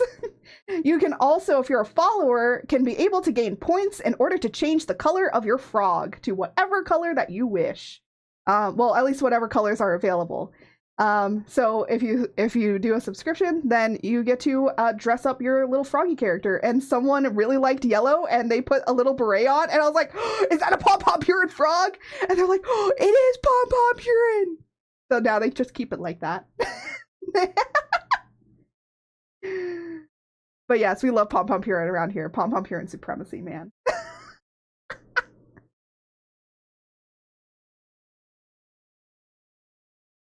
All right, I gotta go to work. Okay, yes. I love the chaos here. Thank you. Oh, you all are welcome to come by anytime for any of the chaos. I do stream Thursdays and Saturdays at 11:30 a.m. Pacific Standard Time. Welcome, my devotee. Enjoy the chaos of the forest. Thank you, guys. But yeah, so anyways, let me tell you guys my comic that I'm working on, and then I will show you the MPreg art. Okay, I will reward you with the MPreg art if you sit and listen. Okay, jingle jingle jingle. I got jingle keys. Okay. So my comic is a dark fantasy action drama, and the summary is: on the brink of collapse, Telvins search for a divine weapon to end their blight. Yes, that is how it's supposed to be done. But when the weapon becomes a Telvin with a prophecy, one must ask what is to be sacrificed in order to awaken chaos. So yeah. So I see in here everything. Show the art, yes. Okay, well now you listen to the spiel. We do have an archive of the comic up on my website. That was the older comic, so if you do want to go and read it, you can. I do also have in my Discord some other smaller comics that I've worked on. And also we are working on a Tra lore comic that is the male version, well, not the male version, but the other chaos that we've met.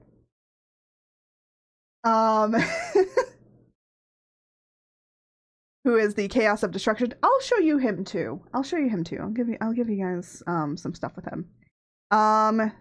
So let us open the lovely art. So I did a subathon, and one of the subathon goals was to draw my partner pregnant. By the way, yes, they did know that I drew him pregnant. He knows. I got permission, because I usually get permission. So there you go. That is my partner pregnant. This is how George was born. That's what we keep saying. This is how George was born. This is how George the Frog was born. That's why he looks green. Oh, he loves his baby. He does. He very much loves George. George is a papa's boy. He looks so happy. Yeah. I'm really good at I've gotten better at drawing expressions like over time. I will say one thing a comic does. Helps you really do it. Welcome, my devotee. Enjoy the chaos of the forest. Thank you guys so much for the follows. Thank you. I really do appreciate it, guys. But yeah, but if we do reach 500 followers, I did promise that I would draw my brother in his godly form, because I am chaos. But isn't there supposed to also be order for balance? So he is also order. So he also goes through the whole entire thing of was immortal, helped art to fight God, also became God. And then he also has a partner, because gay. He also has a partner named Argolith. This is going to be redesigned. He's going to be redesigned, but he does have a partner. Name is Argolith. So yeah, finally managed to troubleshoot. It was more. Because I couldn't follow this. Oh yeah, I have a verification thing. That's just to stop bots. That's just. Wait a minute. Were you the person that said, "Hold on, let me open up my alternative accounts"? Bruh. You weren't lying. Holy snap. Oh my gosh. Well, thank you. I feel honored. I feel honored to be followed by your alternative accounts. Okay, I'm snoozing the ads for another 5 minutes because I want to. But let me show you guys some of the models that we have on the channel. And some of them you can redeem. So you can redeem for them. So I think the first one, of course, is to show you our male model. This is Tra. T-R-A. Yes, it is my name spelled backwards. Welcome, my devotee. Enjoy the chaos of the forest. So Tra here is our male equivalent. I am the chaos of creation. He is the chaos of destruction. He is a chaos from another universe. So this is him in all of his glory. And he also has his own text-to-speech bot, which is Fred. That is his child. All other chaoses, though, will have a George. He doesn't have a George, but there is a reason in his lore. So when I get to finally fully making his comic, I will let you guys know. So that's him. And then we also, of course, have moi.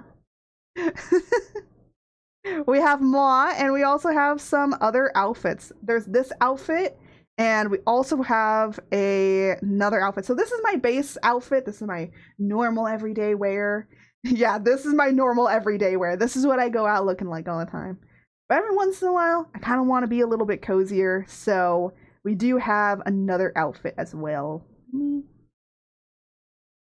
What the heck? What? Why am I forgetting where this is? Oh, you know what? I'll give you guys the full turnaround of my model so you guys can kind of see the full turnaround. So this is a full turnaround of art. Yes, I do have a full turnaround just in case I want to make her into a 3D model in the future or something. But I have this tattoo on my back, and I also have these birthmarks. These are birthmark scars. I know it looks weird, but they're not scars. They're birthmarks. But yeah. And that's all of art turned around. Honestly, this turnaround was so long to do. It took me so long. And also you get to see my eye a little bit more up close. And then let me show you guys my cozy outfit that I love to pull out every now and then. Sparkly, very sparkly. Oh, you can also see my full open mouth on these. So this is my casual outfit that I have. And as you can see, even though that you can't see it on this model, but she does also have I do have monster legs. What you see on my arm is also what you see on my legs. And yes, I do only have 3 fingers and 3 toes. It is crazy. But yeah. So really, I'm gonna be honest. You know, switching from my original 1.0, this is my 2.0 design, by the way. I really thought long and hard about all the things I wanted to do with it. And now I'm like this, and I'm happy. My comic covers how I went from basically my 1.0 to my 2.0 design. But then I'm like, nah, it's gonna be a full-length story. whole world building going on, all that sort of stuff. Because I am a writer, you know. Sometimes you just want to like write something and you just want to put your mind to it and do it. I do have also a few other comic ideas that I might do in between stuff while working on that one. So yeah. Also, fun things about Tra. Tra is gay. He has a boyfriend. So let me show you guys him. Little story escalating. I know that feeling. I know. It was supposed to be a small comic. And then it just went too far.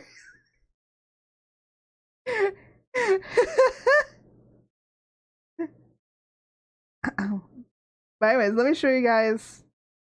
You know what? I'll show you guys the kissy work, the kissy artwork. I like the kiss art. It's so cute. Where is it? Wait, was it in this year? It had to be this year. No, isn't it? No, it is. I found it. Here you go. That's his boyfriend. Well, his husband. That's his husband. I know you don't see a front face, but I'll give you a front face view of him. I love this artwork. This is probably my favorite artwork that I've made of Tra so far. He's just so cute. He's so baby. He's so innocent. You should have been only a story. Proceeds to build a world. Characters to get stuck on chapter 3. I stopped writing it at chapter 8, so I got a little bit more into it. We have about 7 chapters in the original. If you go to my website, there is an area for a webcomic, and on there you'll see the Art of Chaos, and that is the archived. So you can read all of the chapters that are up in that archived area. You can kind of see like the early on stuff, like what I was thinking and kind of what I was doing. Honestly, there is 2 chapters in there that I would like. I think were really good. I love doing the artwork for it. I know another one of 5 chapters, but that wasn't supposed to be little. Ah, I see. I have one that's that's only 1 chapter, and that's Tra's story. Tra's story is like encompassed in like 1 chapter. And that's how I'm gonna do it for like all of the chaos, like all the chaoses, basically all the new models that I debut. All of them will have a lore comic associated with them, but there's an overarching story that's gonna lead up to there's an overarching story to it that's gonna lead up to version 3.0. Plus 1,000 more ideas. Yeah, I always have 1,000 more ideas. I literally have a book that's filled with ideas. So I have like a writer's book like here that's filled with ideas of different stuff. I have like poetry in there. I have like a whole bunch of stuff. But yeah. But let me show you like, oh yeah, their family portrait. This is a cute family portrait of them. So this is another god. His name is Mortality. He is the god of mortality. So there's life, death, and and of course mortality. Mortality, if you guys love Lovecraftian horror or like any analog horror or anything like that, you guys would love this idea. He is inspired and based off of The King in Yellow. So his real actual form is not his true form. But for us, we call him the King of Madness. A little star puppy. Oh yes, this is their child. This is their child. Look, don't ask. Gods are weird. Gods are weird. And by the way, he got him pregnant. Oh no, not ads! Not ads! Not what I'm talking about, Mpreg! Man, ads ruining the Mpreg story I was talking about. Damn. Why I gotta do it like that? How rude. How rude of these ads to interrupt me talking about Mpreg.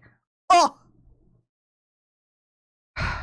Well, we're just gonna now sit here and stare at each other.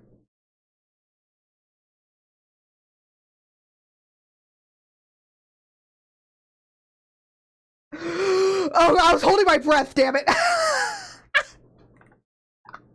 I gotta stop doing that. Sometimes when I do a staring contest, I hold my breath. I gotta stop doing that, man. Oh. There's a crazy stuff.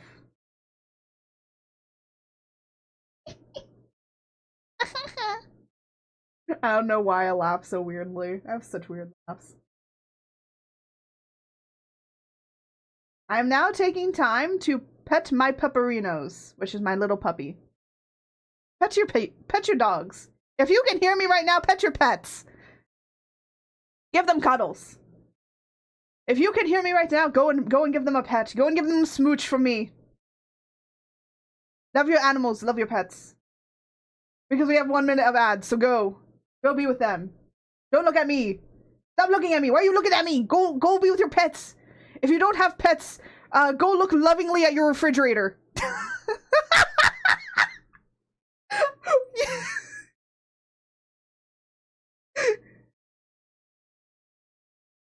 My parents. Aww. Aww. I know how it feels to be away from them.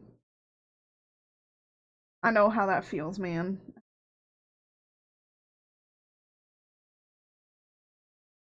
I gotta. Let me drive 3 hours of business. Yeah! Yeah! That's the enthusiasm! Nope. If you don't have the time to do that, please don't. Yeah, I gotta, you know, my doggo here, she's got a whole little setup for her. I think in the Discord I have posted up some pictures. Yeah. I do have some pictures posted in the Discord. I think I've shown a picture or two of her little setup here. There's a dining room chair right next to me. On it is her bed. She jumps up into her bed so she can be in an area where I can pet her. Hello, welcome back everyone from ads. I'm sorry about the ads, but the ads must be played. I tried to snooze it so much for the time being, but at least ads will not be playing for another hour, so thank you for sitting through them. And now we can get back to me talking about Mpreg! Honestly, my story, I think a lot of my lore and stuff has way too much Mpreg in it. There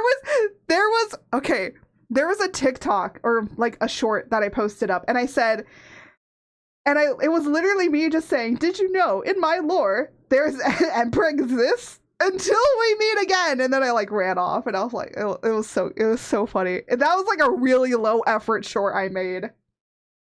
Honestly, I kind of want to repost that short again. It's just such a good short. It's so good. And people were like, this is my first impression of you when I'm following. I'm like, good. But yeah, anyways, Straw here got mortality pregnant and they ended up having a dog. To be fair, Loki also ended up having a dog. So, and well, he also ended up having a snake too. His children have been very interesting. Like the god Loki, I'm saying, like he's had a few interesting children too. So it's like, it's not out of the realm of possibility. Look, I'm the primordial goddess of chaos and I have a frog child. So it's not out of the realm of possibility for a god to just pop out a dog. By the way, both George and Fred here do have like somewhat humanish forms. So they do have human forms. I like talking about my lore a lot. I don't know if you guys have noticed. If you're around here and I'm doing like stuff about lore stuff, I'm gonna talk about lore a lot. Anyways, let me exit out of all of this stuff. You know what? I'll leave the Mpreg art up for you guys, okay? I'll leave it off to the side here for you guys to enjoy on the side while we work a little. Would you guys like that? Would you guys like that as I work on this? Because we actually haven't done any of the work that I wanted to work on, and it's almost been 2 hours. That is the life of being an artist as a streamer. Work? What's that?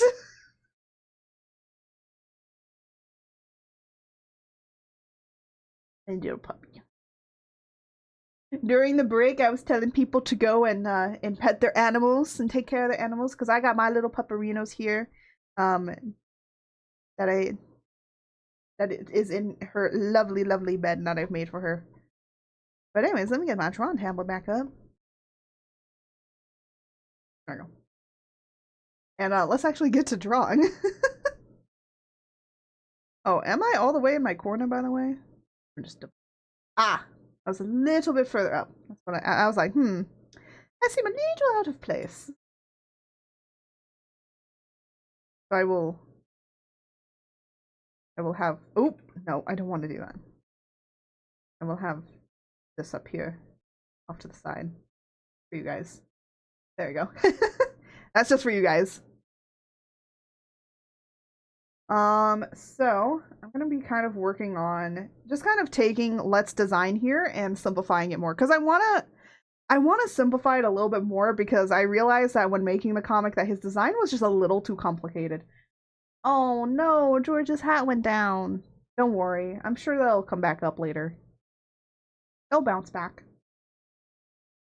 I do want to replicate these designs again on his down here. So I think what I might do is cut this shorter.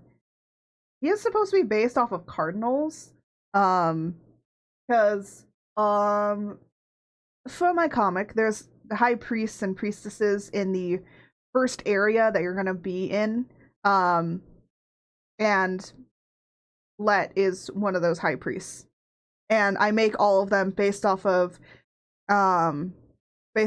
like the at least in what the clothing that they wear, it's kind of based off of Roman Catholicism. So his is based off of cardinal.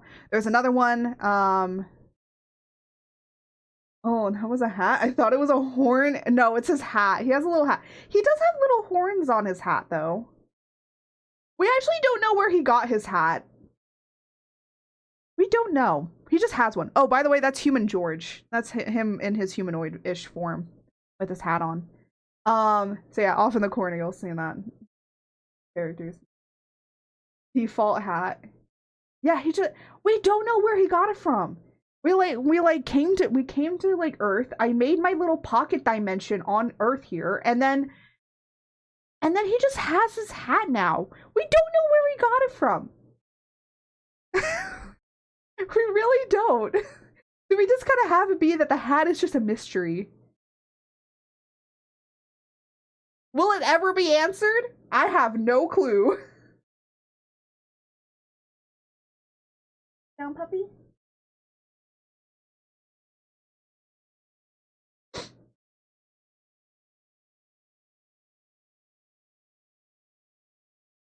This is fine.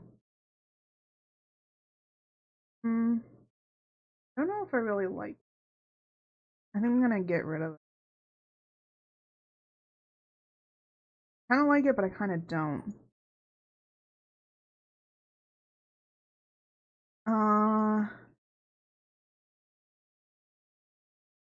So, oh, I'm using the wrong color. So, I don't want to simplify stuff a little bit more. It's mostly because even though that I'm going to be working with line art, because I'm going to be doing, how my art style normally is of course lineless. A lot of lineless art. That just means like it's all doesn't have lines on it. There are some times when I make chibi art that does have lines, or if I'm making like a colored sketch stuff, it does have lines. But I was originally making my comic to be lineless, and I'll tell you this much. I hated it. It was bad. It was very, very bad. So now I'm like doing lined, which is fine. But I do want to simplify his design just a little bit more. Like, it looked cool, but it didn't need to be that flamboyant. And the other thing is like, they're kind of in the middle of a war. It doesn't make sense for him to be wearing all of this awesome, cool stuff, and there's like a war. And so yeah, I was like, okay, I need to like kind of dumb this stuff down like a little bit more. You know, he doesn't have access to a lot of things. Like a lot of metal is going to be used for the war. So I'm like, okay, well, he can't be wearing a lot of gold and silver and stuff. And if he does, it's probably like more scrap metal and things. Like things that can't be used.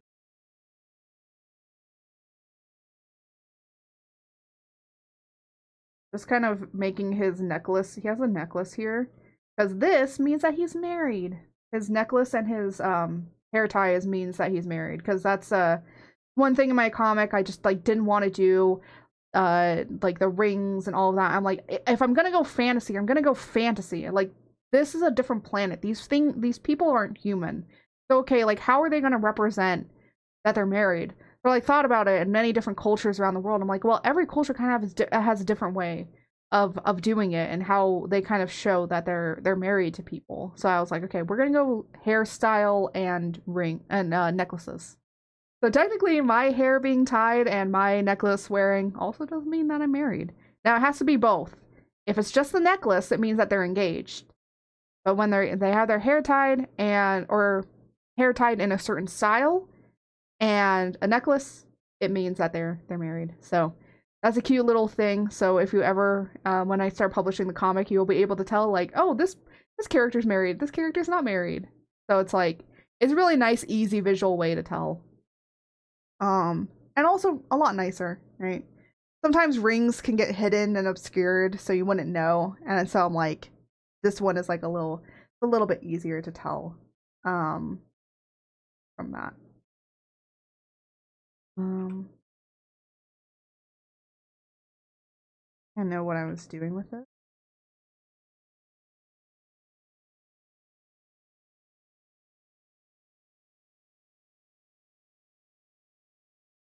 It's funny that he's wearing a clerical collar and then he's married and he's also married to a man. I know that there's already people that are gonna be weird with me, but um first off, the outfit is inspired, not completely. But I know like how some people are with stuff like this.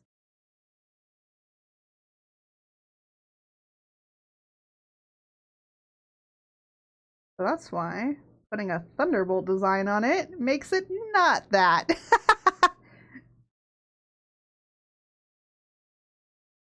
Actually, that does work. Oh yeah. You know what? That could work. Because he's supposed to be the High Priest of Thunder, so I think that works. Um, there are also supposed to be snakes here on the side. Because I'm basically taking these snake things and putting them as little lapels here. So I'm just gonna kind of like the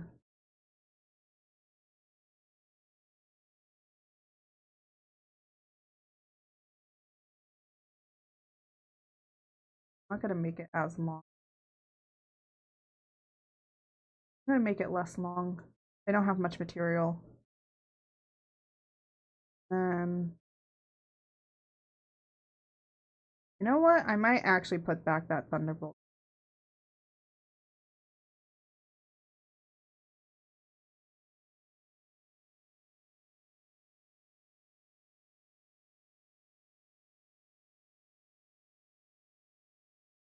Those. Or, ooh, I have a better idea. So, the deity of thunder, because we all, deity of lightning, is actually a flying horned serpent. So it's a feathered horned serpent. That's how it's represented. Actually, I'm put horned serpent.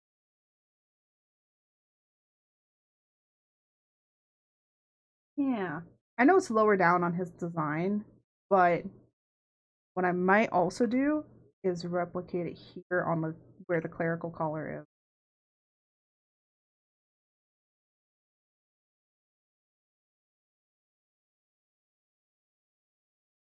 I also have it actually on his armored design too. That's what this is supposed to be here.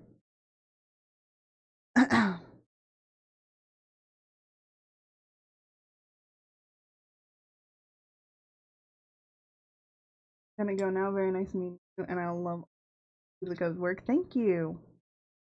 Yeah, now that we're finally getting into art, I'm starting to quiet down a little bit more. So if so now we're chill vibes. Very chill. I know I don't have music going on, but you know what? Let me turn on the music. So we do have some music. Let me turn on music. Go. Nice music. Usually I would actually be using a thing called V-Hand, and you would be able to see.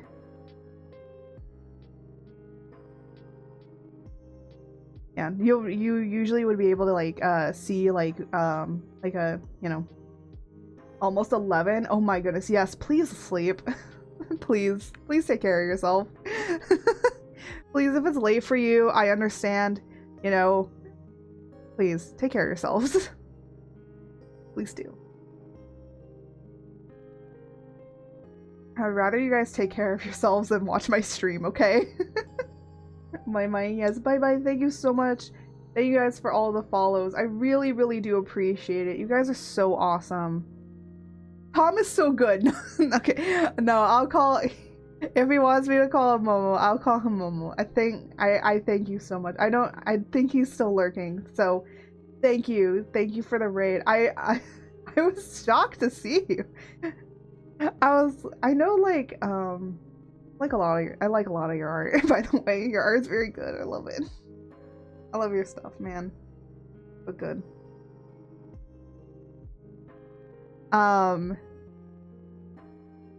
Yeah.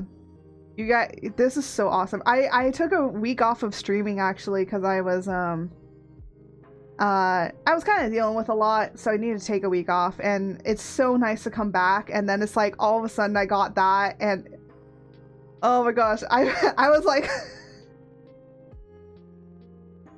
oh, you guys are so awesome. I wanted to tell him like thank you for the like sharing his community with me. But I think I hope that got across. It's so awesome. Thank you guys so much for being here, man. I really do appreciate it. And now I get to share my art and chaos with more people. So I do appreciate for all you guys, all you little chaotics. That's what I call my community. You guys are the chaotics. You guys actually do have a mascot. I probably should have shown that off too. Maybe next time. On Saturday, I'll show you guys that. So if you guys swing on by for Saturday. Saturday, we do gaming. So, so we do a lot of gaming. I hope you guys enjoy Vintage Story. We're just going to be kind of like chillaxing and relaxing with Vintage Story. I probably will die a lot and probably to a goat. Don't ask why. don't ask. Oh my gosh. Goats get me more in that game than bears do. But actually, I want to say, if anyone here wants to join the Discord, we do have a Discord.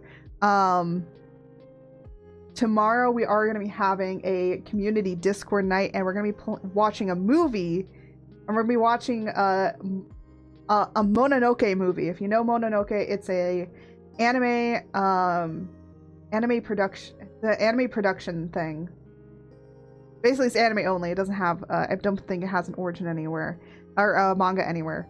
And it's called Mononoke. There used to be a series show that followed like one medicine seller. This movie follows like a different medicine seller, and they basically go around and defeat Mononoke. So if you want to watch like a cool kind of, it's definitely going into the heart. It's not just like an action, like whole bunch of action. Action does happen in it, but it's more of going into the depth understanding of, you know, why the Mononoke is doing what they're doing, and that person's story, that person's truths, their reasons, and their shape. And it's definitely goes in depth with a lot of things. Honestly, it's really helped me in order to like write better too. So if you really like really interesting complex stories about digging into the depths of like a person's soul and like their truth and their story and stuff like that, and having it come to light instead of being buried and all of this sort of stuff, it's really good. So If you want to watch that with us, we'll be watching that tomorrow at 4 p.m. Pacific Standard Time. So it definitely is going to be late for you guys. I know that some of you guys might be late for you. If you do want to watch it, you can join us and you can watch it. And we do Discord community nights like that a lot. We also do game nights too. So we switch between movie night and game night. So usually it'll be up in the events area. So let me just... There we go. So if you guys want to join in the Discord, you can. We welcome everybody. Everyone is welcome. It is 18 plus though. So, but I'm sure if you're coming from Momo, we're good. But yeah, I do appreciate all you guys being here, and I'm so happy. It makes me happy to see so many new people, and it's always happy. I'm always happy to get raided by people. It just makes me so happy. I'm just sniffling because I have a little bit of... I've still been getting over a cold for the past few weeks.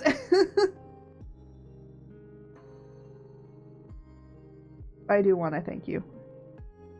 I want to thank you guys so much.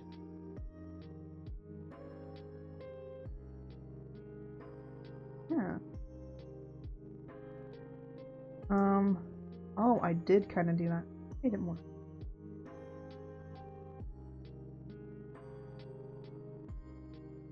Man, I gave him heals? I forgot I gave him heals.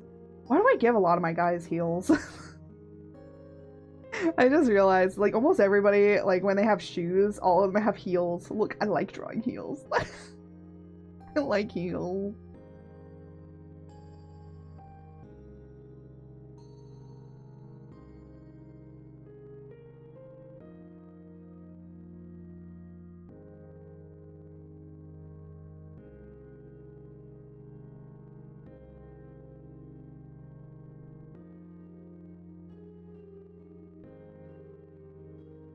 I remember. Because his feet are like flatter here, so I'm like...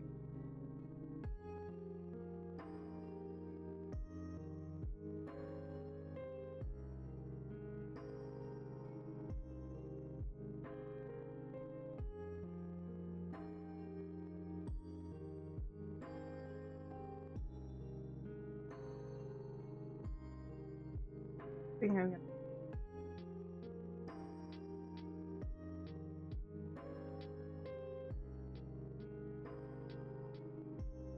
gonna... No, every...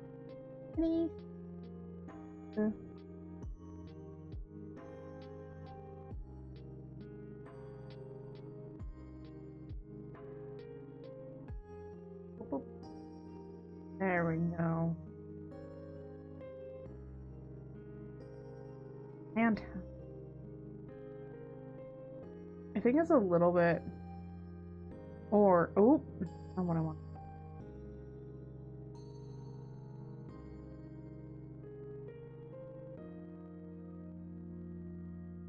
Okay, I think I do like the bottom of that design. I think it's just more of I needed to simplify the top, like this top portion.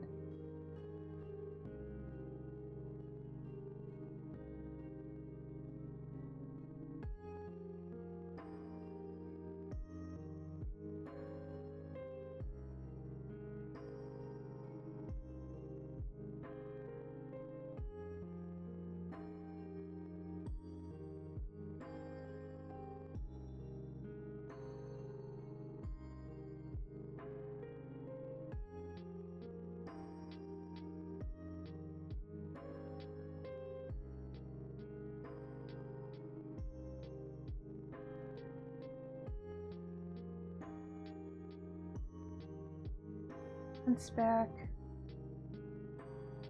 and also, but I'm gonna make his boots look more like art, where it has like this metal portion at the top, kind of, and then goes down into pattern. I actually don't even know why I do this crissy-crossy pattern. Like, there's no...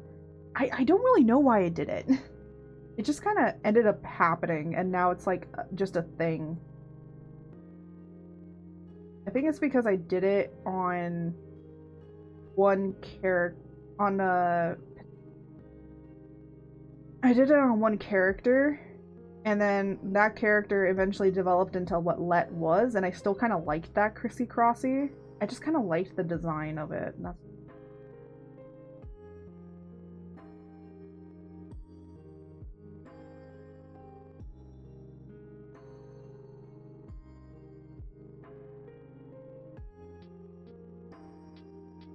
So I just ended up liking it.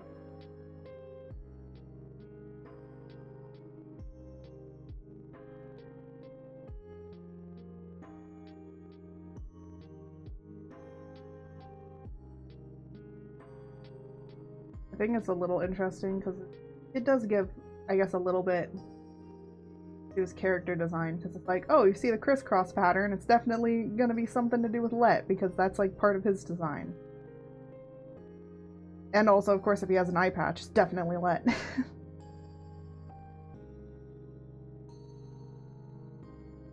Oh, no, upside down.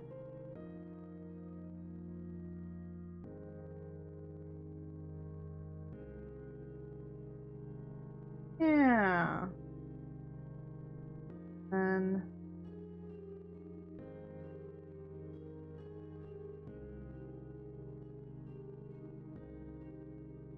I always make sure that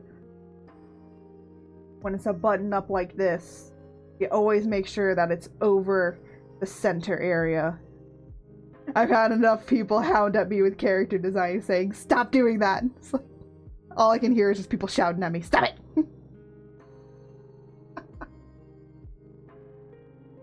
That's how it is. I am gonna work a little bit on kind of his base over here. I call it a base, but it's more like a casual outfit, basically.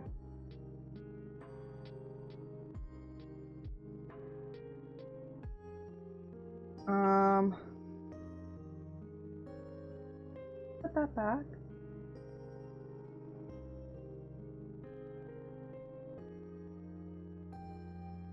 And he has these ear cuff things. Originally, I was gonna make it be that certain people get it, but I think I'm gonna make it be only like him as a high priest has it.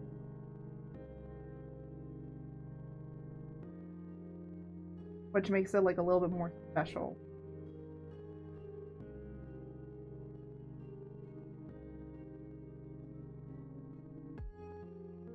And just doesn't wear it at home. I feel like that's a work thing.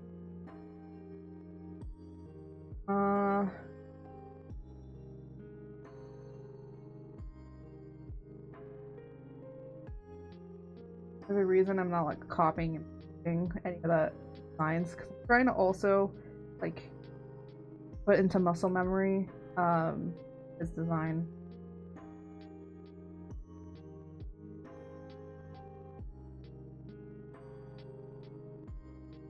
I do use 3D models for the characters just because then I get the height and the body structure correct. But unfortunately, I'm very terrible at that.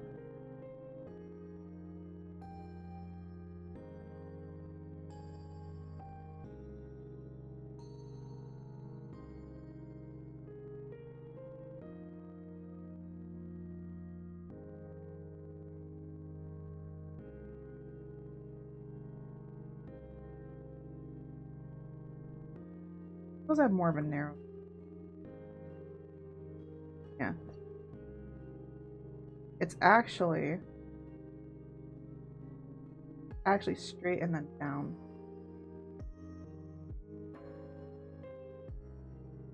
That.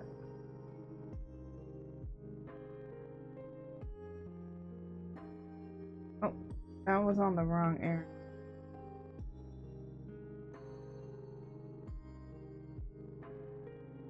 Gotta reorganize.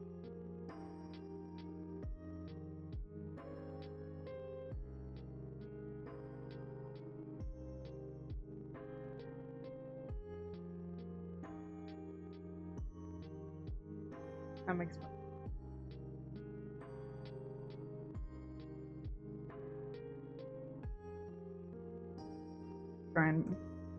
I try and always move my stuff around where I can get.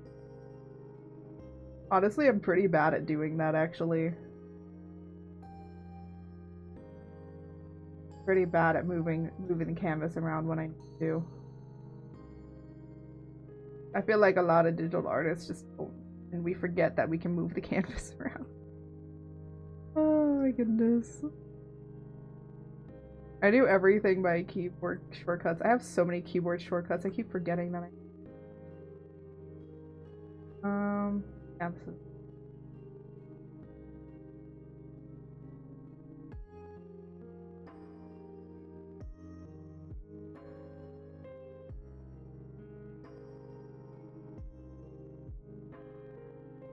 I know that he doesn't have another eye here, but I'm putting reference.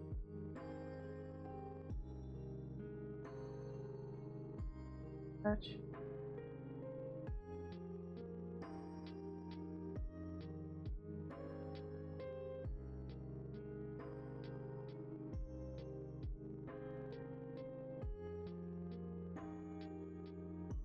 The only reason I know how to draw eye patches nicely is because I used to have an eye patch. I used to have a very bad lazy eye, and in order to correct it, they put an eye patch on me, on my weaker eye or on my better eye to strengthen my weaker eye. Yeah, I ripped that thing off all the time. I was like, screw this. It was also it always got so sweaty because it was hot. It was summer. It always got so sweaty, and I was like, nah, man, I'm not dealing with this. I don't want to deal with this like sweaty thing. So I would just always rip it off all the time. Did it help? Did the ripping off help? No. So they had to try and think of other ways to keep me from not doing it. So what they did instead, they were like, okay, well, if she's not going to wear the eye patch, then just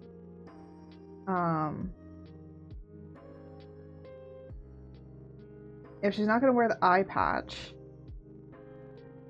then just, I'm trying to remember, put tape on her glasses. So basically they put this like tape that I couldn't see through on my glasses, and that was a little bit better. Because then I would be doing what they asked, which is using my bad eye, like trying to strengthen my bad eye, but not my good eye. And I didn't have to deal with a sweaty mess.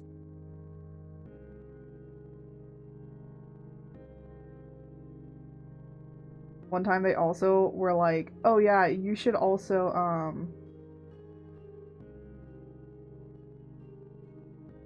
they kind of were like, yeah, you should also like, they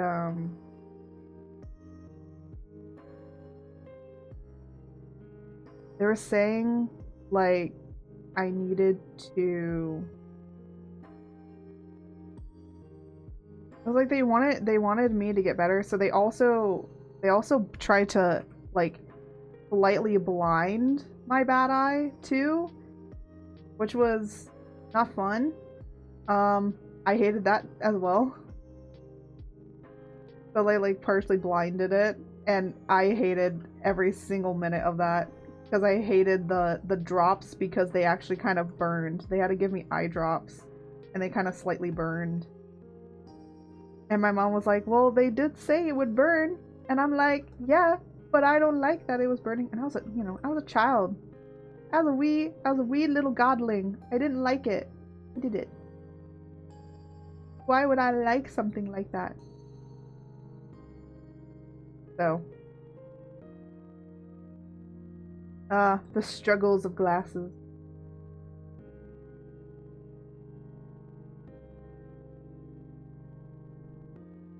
But it is as it is.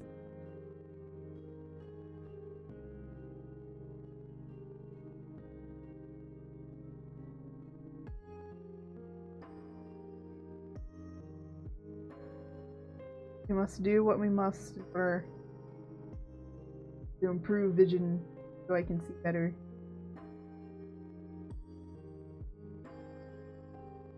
I actually have a really funny story. My doctor, this is like a year or two ago. Went to the eye doctor. They're like, yeah, your eyesight's getting worse. And they're like, okay, well, you're at your computer all the time. Basically, what they prescribed me to do was go touch grass. They prescribed me go touch grass, so that then I could I could improve my my sight. So now when I go outside and stuff, I try and look at the world around me in order to improve my eyesight. Apparently, it did help. So, I'm doing something right.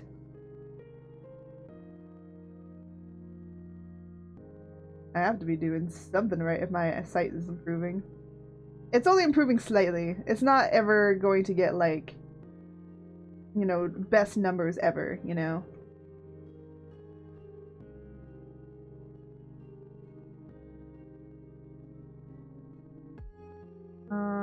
I don't need to, like, draw the rest of that.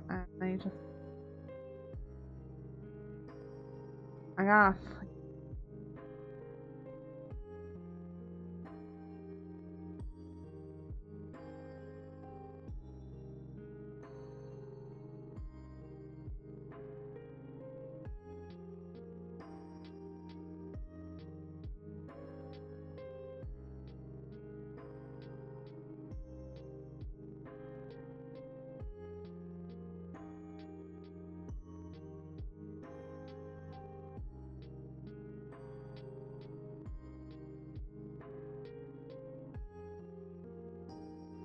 If anyone says this necklace looks like like Navi from Legend of Zelda, yes, that is a direct inspiration.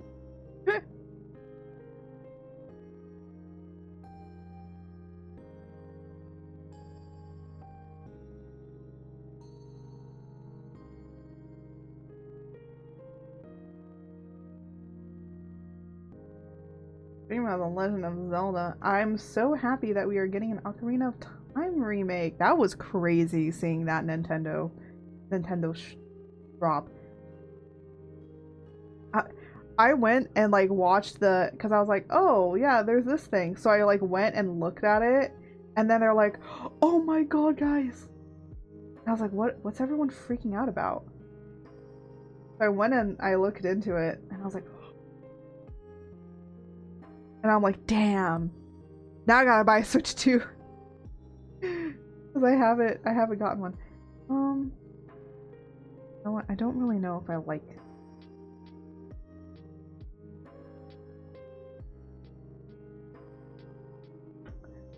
I'll leave it for now. Or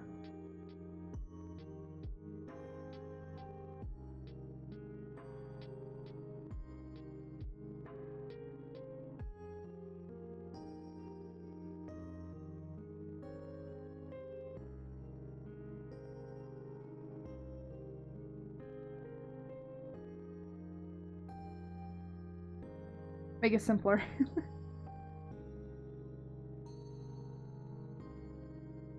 When in doubt, make the design simpler.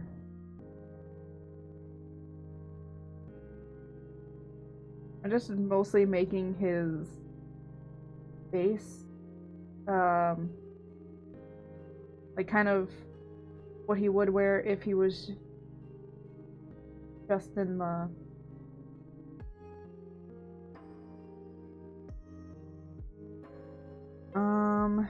but I am gonna add something from his partner. Partners from a different area, so he kind of respects what his partner wears. This is really cool. His wear is very much diverse. If you want to highlight. Actually, even for another character that I'm working on, who's part of the main group, I feel like a lot of people are gonna ship him and Art together. I know that that's gonna happen. I know it will. And then I have to explain to people, Yeah, so Art and Luthador are both based off of me. So yeah, they originally Luthador was like supposed to be like more of a separate character, and then how he is, I was just gonna lump that all with Art, and then I ended up more of giving Luthador some of that stuff, and now they're two separate characters. So Art and Luthador were originally one character. So fun facts. I am posting up some stuff of Luthador. I think I did post some stuff up of him. He has some older art as well, but I'm trying to also like repost some older stuff as well of the characters and things. Since I'm now like working on this again.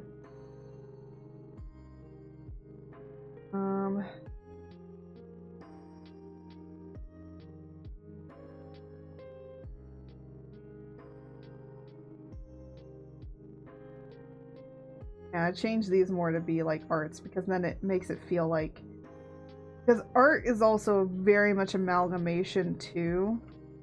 So part of her outfit she gets from her adoptive family, the other part of it she gets from her biological family. Just like all mixed together.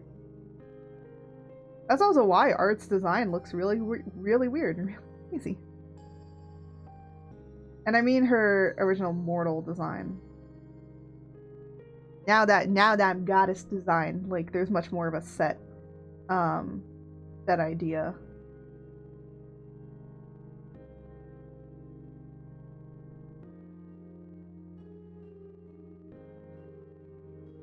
Yeah.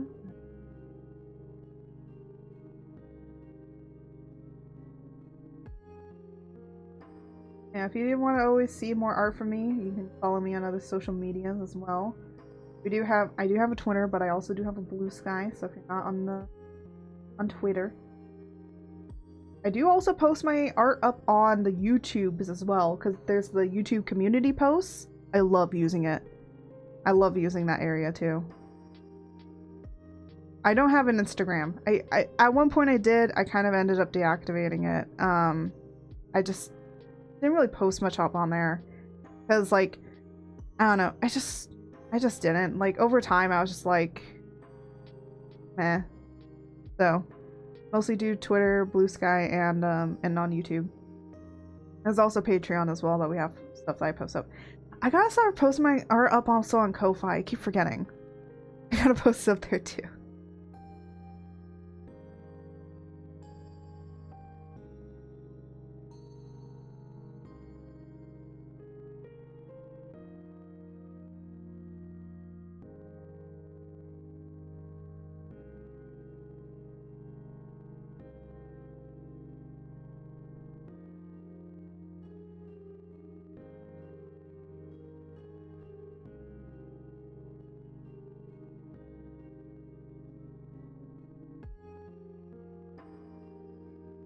And then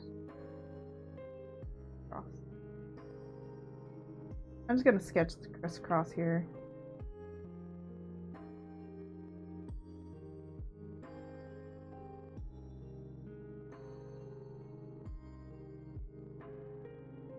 Line up more in the center. It does follow the center line.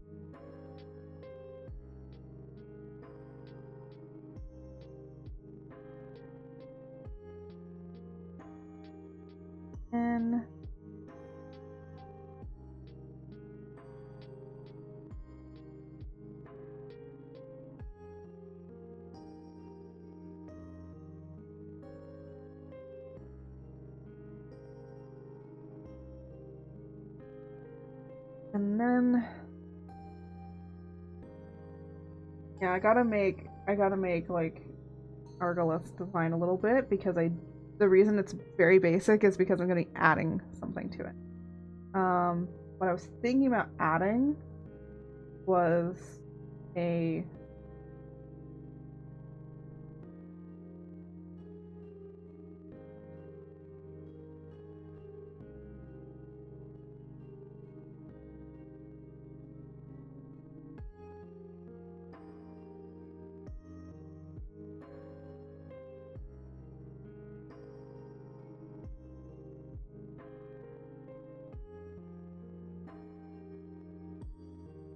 kind of...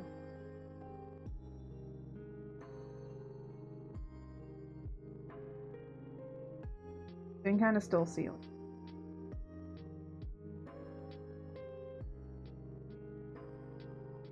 And then have it be a little bit...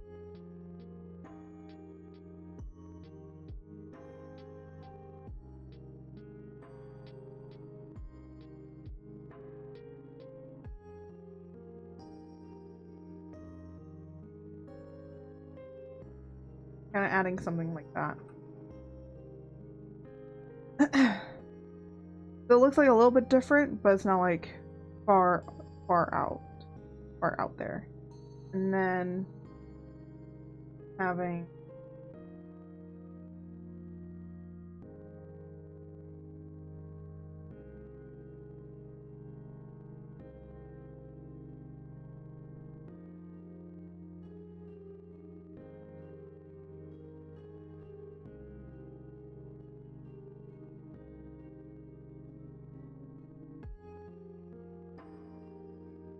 other way.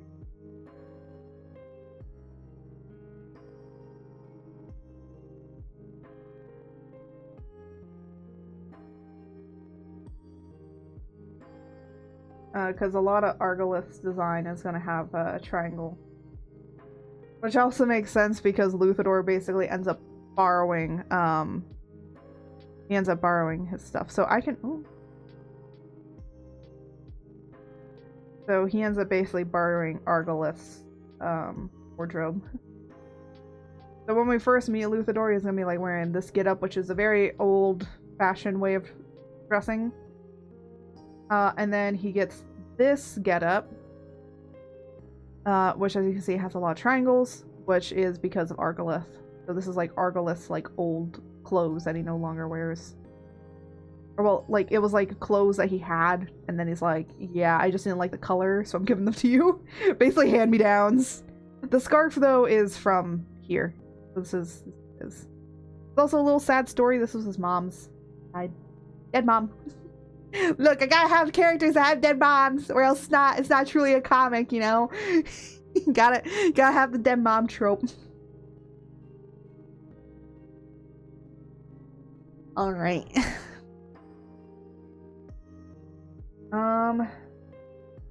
So I also want to do, I will say the color palette for him wasn't actually bad, but the thing is that Luthador basically also now has that color palette, so we might be changing up. I don't want to change it too much because it is based off of a cardinal, so like he still needs to have this sort of design. But what I'm thinking of adding is for his basic over here is making it be more pink. We get rid of, so here is like black and red. This is gonna be like black and red, and then black, red, and then adding that pink in there.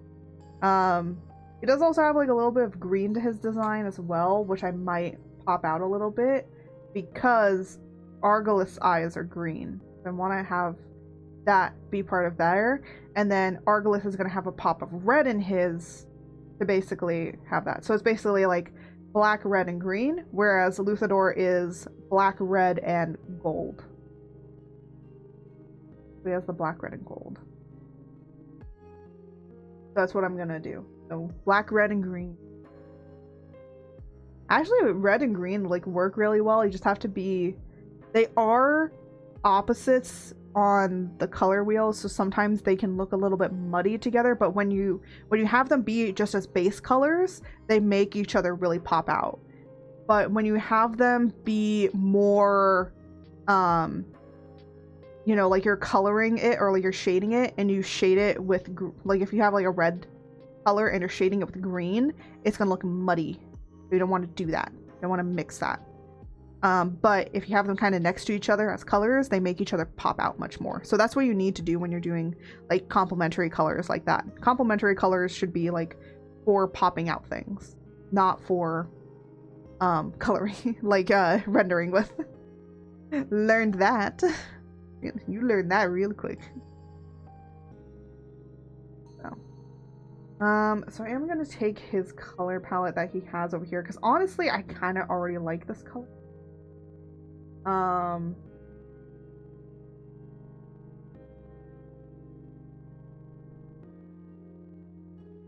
I don't know about this really dark black, so I'm probably gonna be up a little. Not be as black. Funny enough, these colors are actually similar to Luthador's. I will not tell you why. There are some things that are meant, not meant, yet.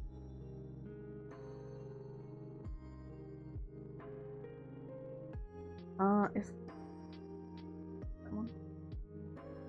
Like slightly different.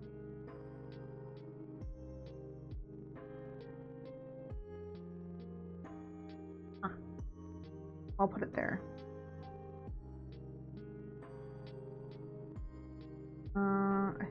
Like a different. Yeah, it's like a. Yeah, I might simplify some of these colors down.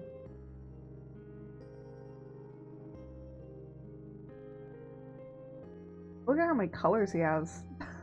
See, this is why it's a good reason to like simplify, because we also want to simplify the color palette down so we're not feeling a whole bunch of different colors. His skin tone is, I believe, the same as Art's. I also believe that most of these reds are the reds in his eye as well. So we don't have to do that. But we pick up this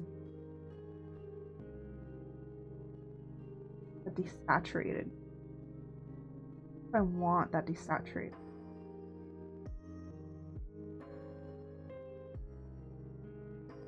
Yeah. That more saturated, better. I pop out a little bit.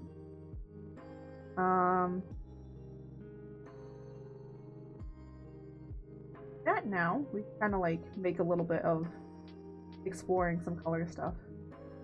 So, how does one explore colors when you're just doing a sketch like this?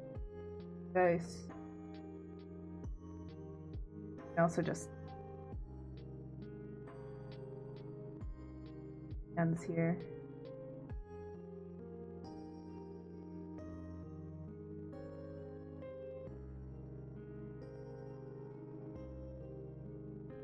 Doesn't have to be good, just have. What the hands doing? What the dog doing? What do the dog be doing? Actually, what do my dog be doing? You know what? I am betting it is sleeping on some tiles. It's apparently I heard it's going to be 90 degrees Fahrenheit here. So it is a bad warning. Oh no. Oh.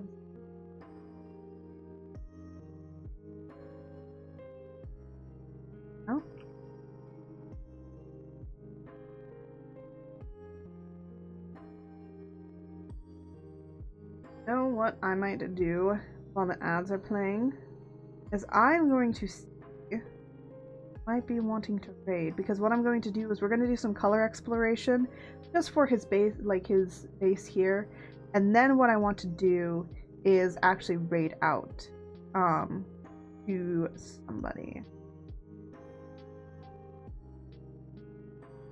Okay, there's an office. I don't know why I now have an accent. Don't ask me. Sometimes every once in a while I'll go into an accent and I don't know why.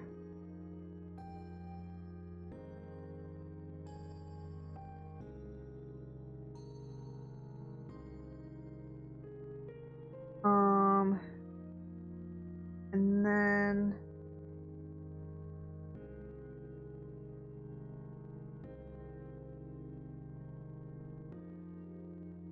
there's who else?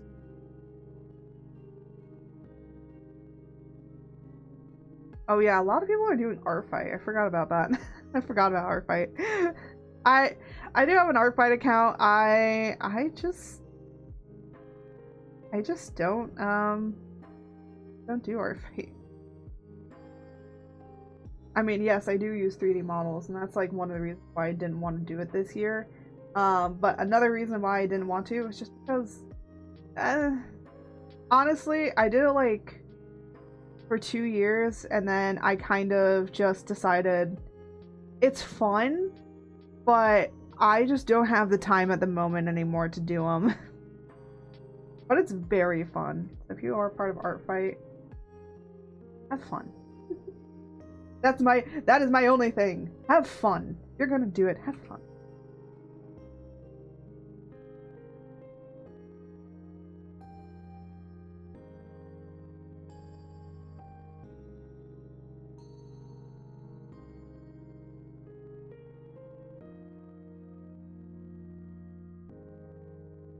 Okay, I say a lot of out of context stuff. Don't clip it. Don't clip my weird out of context things.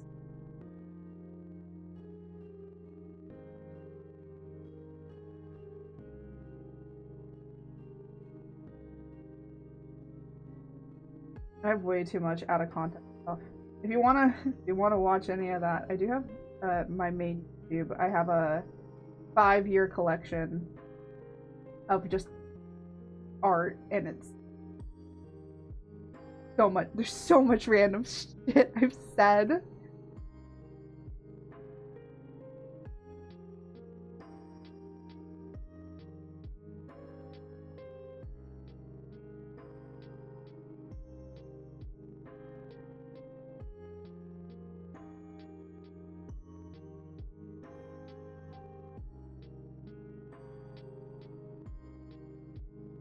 I don't know. Stuff. I think as a VTuber or even as a streamer, you know, to be cringe is to be free. So sometimes I just gotta say the weird stuff. Oh my gosh, it's reminded me of that TikTok. It's like, do it. Say the weird stuff. And I'm just like, you know what? Yeah. Yeah, say the weird stuff.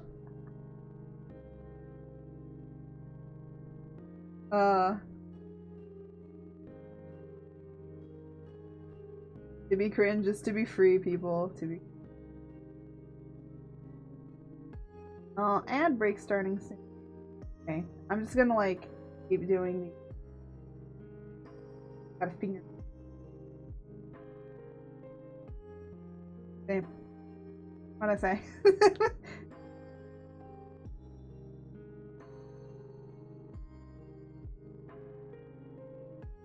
Okay, sometimes I will say sometimes I do say it in order just to make a clip, okay? there are times where I'm just like, you know what, I'm gonna say this because I know it'll be a really good clip later. Clip farming sometimes do be real.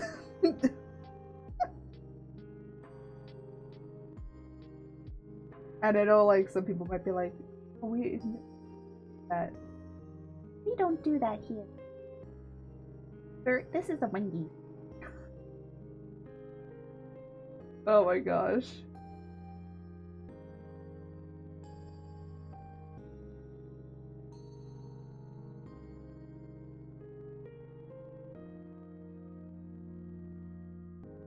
Does anyone remember this?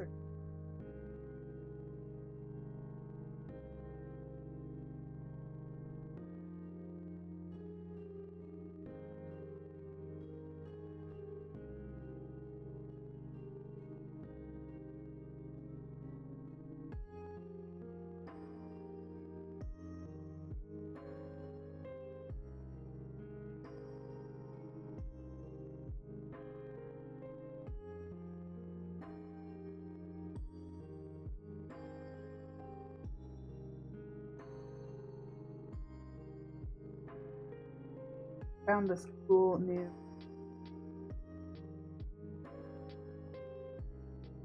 great for line art and comic making. Fills in the reference link. So great. I love using it. Fills in it. So great to use for this too.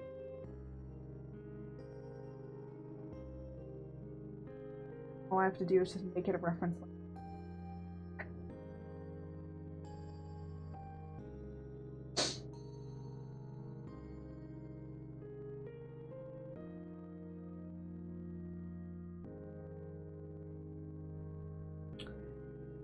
Why are these two completely different colors? Yeah. One problem about having two different screens. That, that is a completely different color. That doesn't, that looks like. Honestly, all of these look the same. Except this. A lot of my purples sometimes don't. I wonder if that's a problem with the. But hey, you know what? It doesn't matter. Just filling in.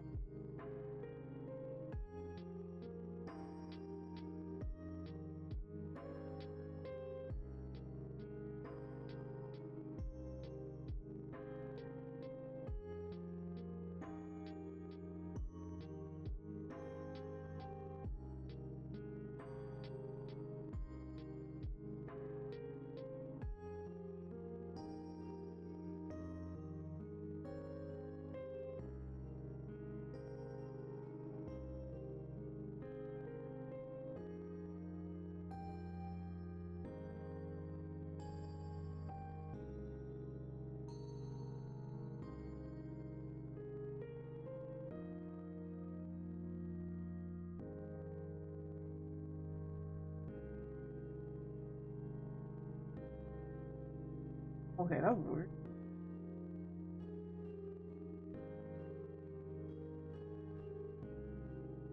Didn't let the brush I wanted.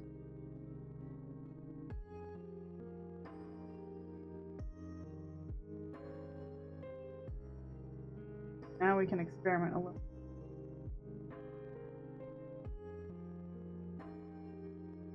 And also where to simplify.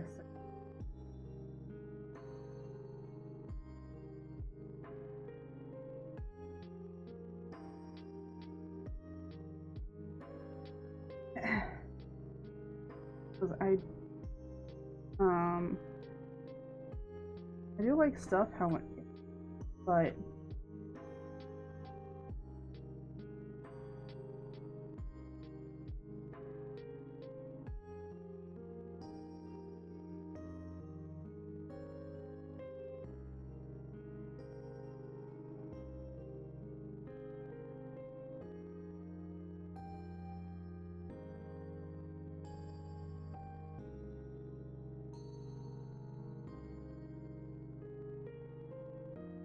I don't know.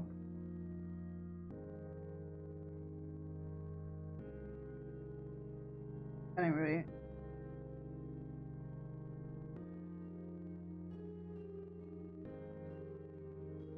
Different bucket. I have a few different bucket tools to use. So I have like a bucket tool that's just for, I know you can't see my tools. I have a bucket tool that's literally just for referencing. No. I have a bucket tool that's like over off here to the side that here that is for referencing layer.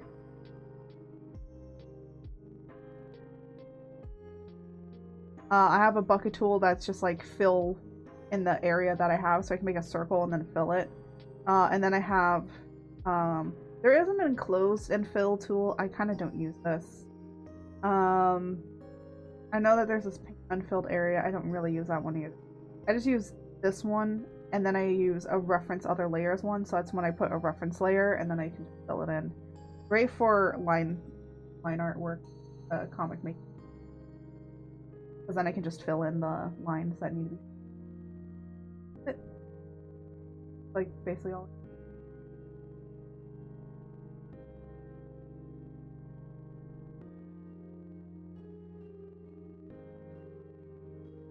Not do.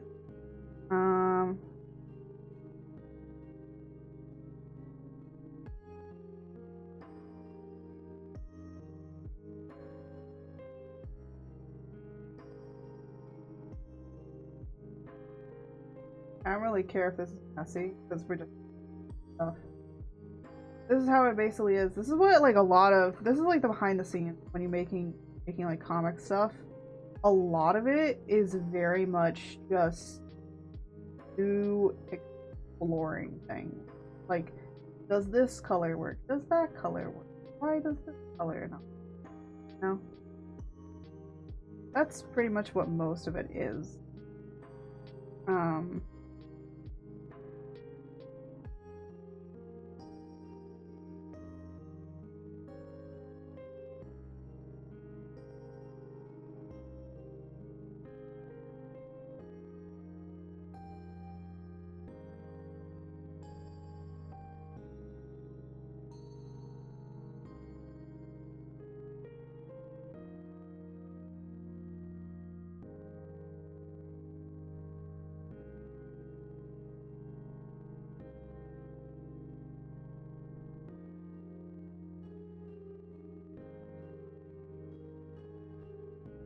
I don't know.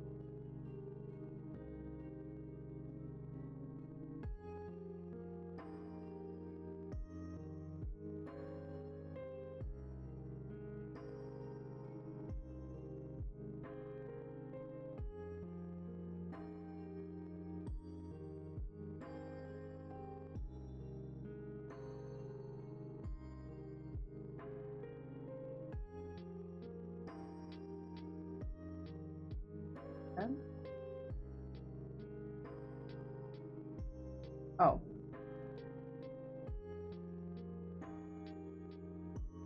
There we go. And then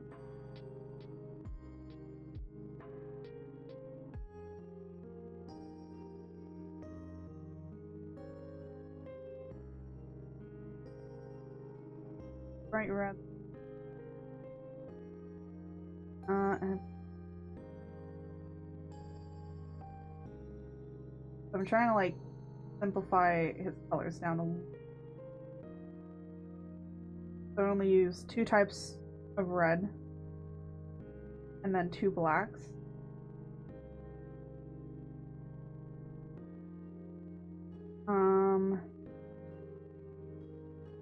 And the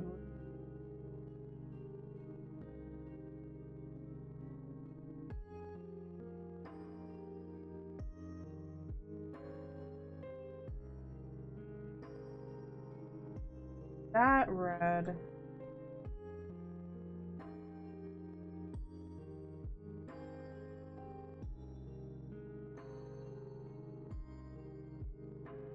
I'm gonna make it.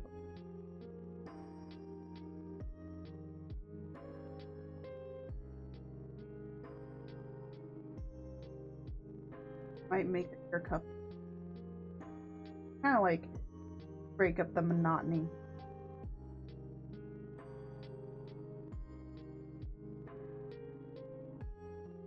Alpha lock. I might actually put.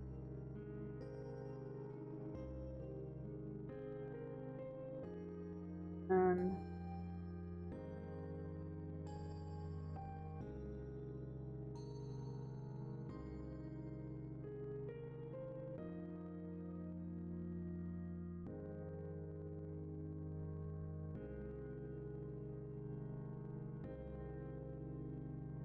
I didn't know which color it was because there's so many here.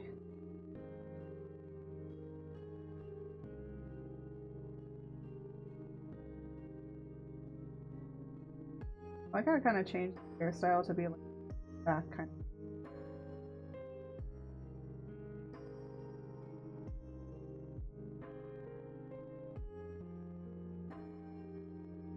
Kind of what he had originally. Kind of had like his hair being like swiped back and everything. And now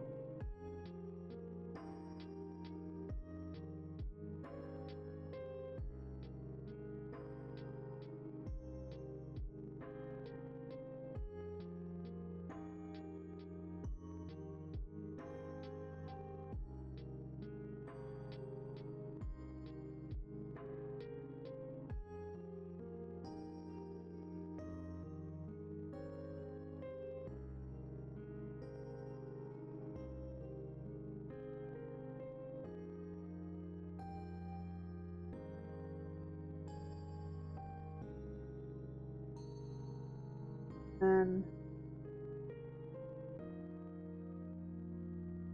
so this white gradient on his hair. Art also has a gradient. I'm gonna have some other characters that might have gradient hair like this. So,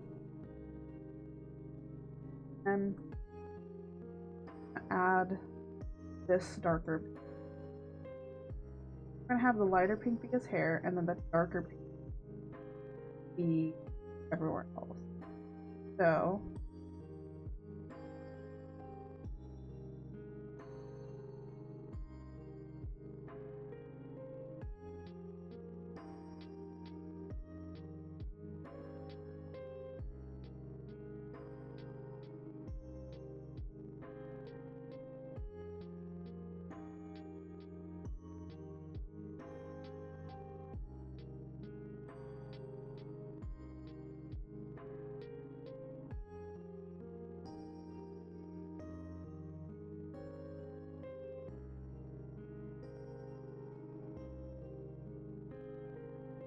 I have to make it within that of the given color palette is the problem.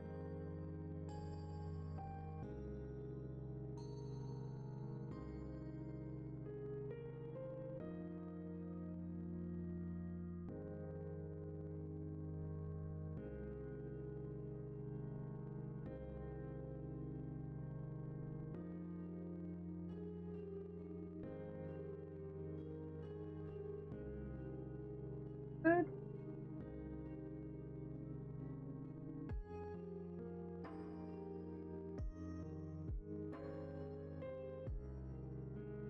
A little out of place here. I don't think, but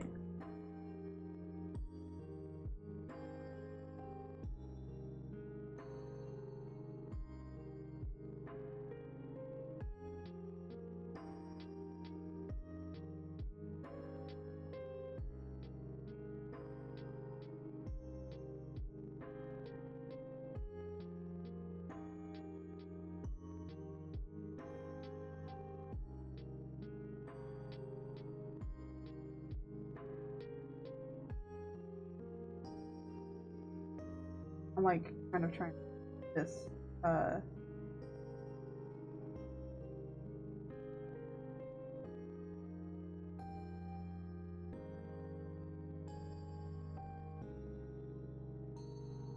actually looks really nice. That actually really does pop. I like that. I like that coloring. It just doesn't, it just kind of doesn't work down here.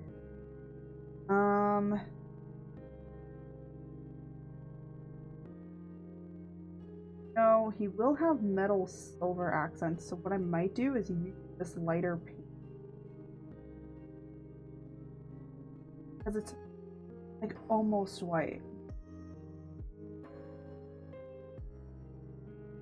But it's like slightly pink. That'll work. There.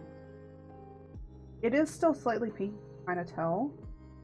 But considering that, and then this up, and then his, so kind of have like a little bit of, we kind of still are using that light pink that's in his hair, but we're kind of applying it everywhere else.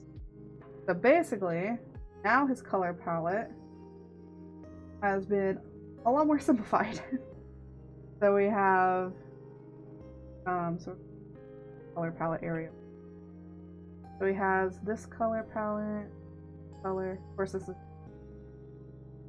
has this,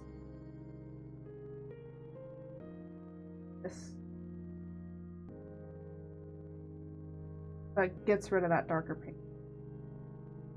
Then he has this.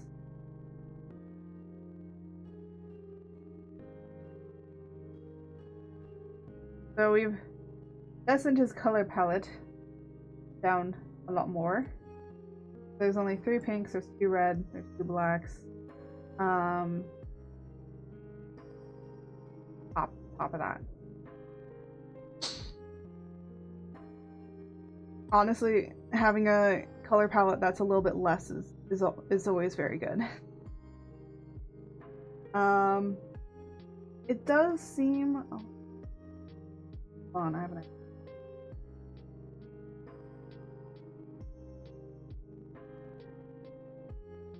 I don't like that it's like black on black here.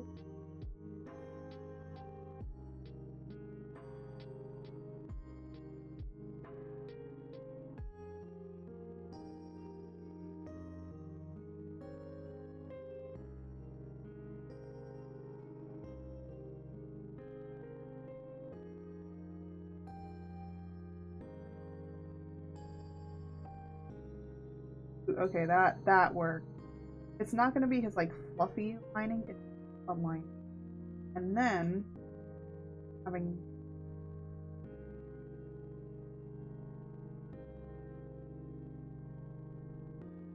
so it's basically we're using one color that kind of looks almost white, but it's actually pink.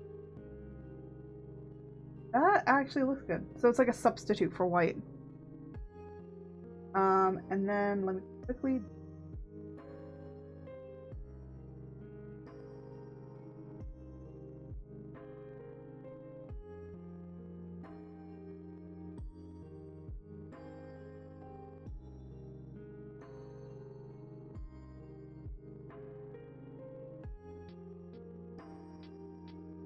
Oh wait, I do need that lighter.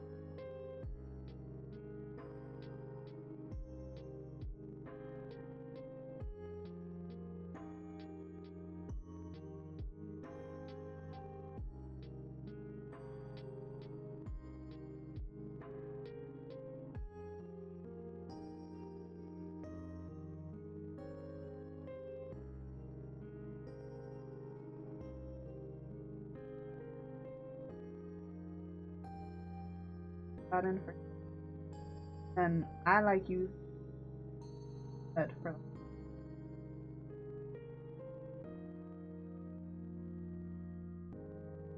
I put a shadow on top, and I put like a little bit of light at the end. I add this. I'm going to get this lighter pink that with. Also, like,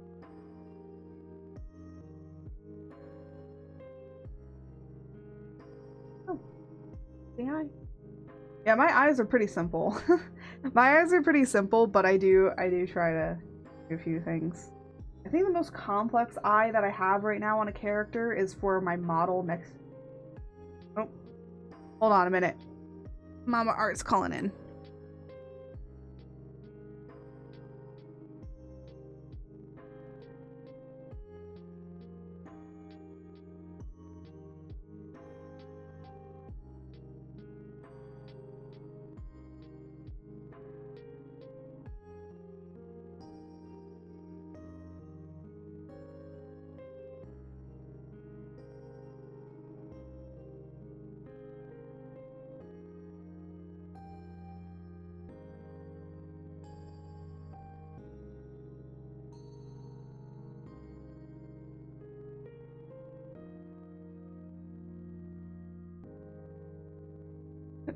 Mama Art had a question. Sometimes Mama Art be calling. No, I don't put Mama Art on stream. She's like, you do you. I don't know. I don't want to be stream. So I respect her.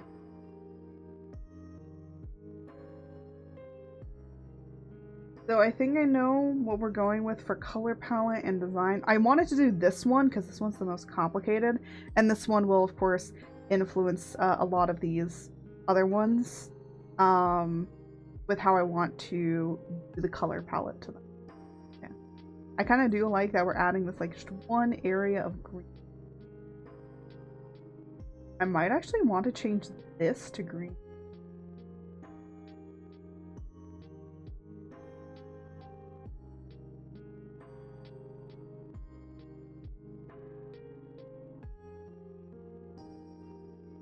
Ooh, actually, okay, that pops out.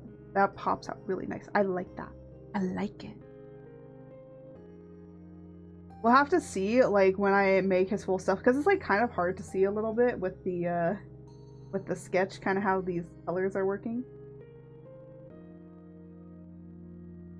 Oh, it's down here. I was like, wait. I know, it looks weird right now that he has it like that. Yeah, you know what? That works. I like that. There is some like rendering stuff. Honestly, there's gonna be lines separating everything, so I'm not like too worried about some colors overlapping here and there. Because eventually, like rendering and stuff, it'll make it pop out a lot more. Um, so most time when I do color stuff, you'll notice that I usually never put two colors next to each other.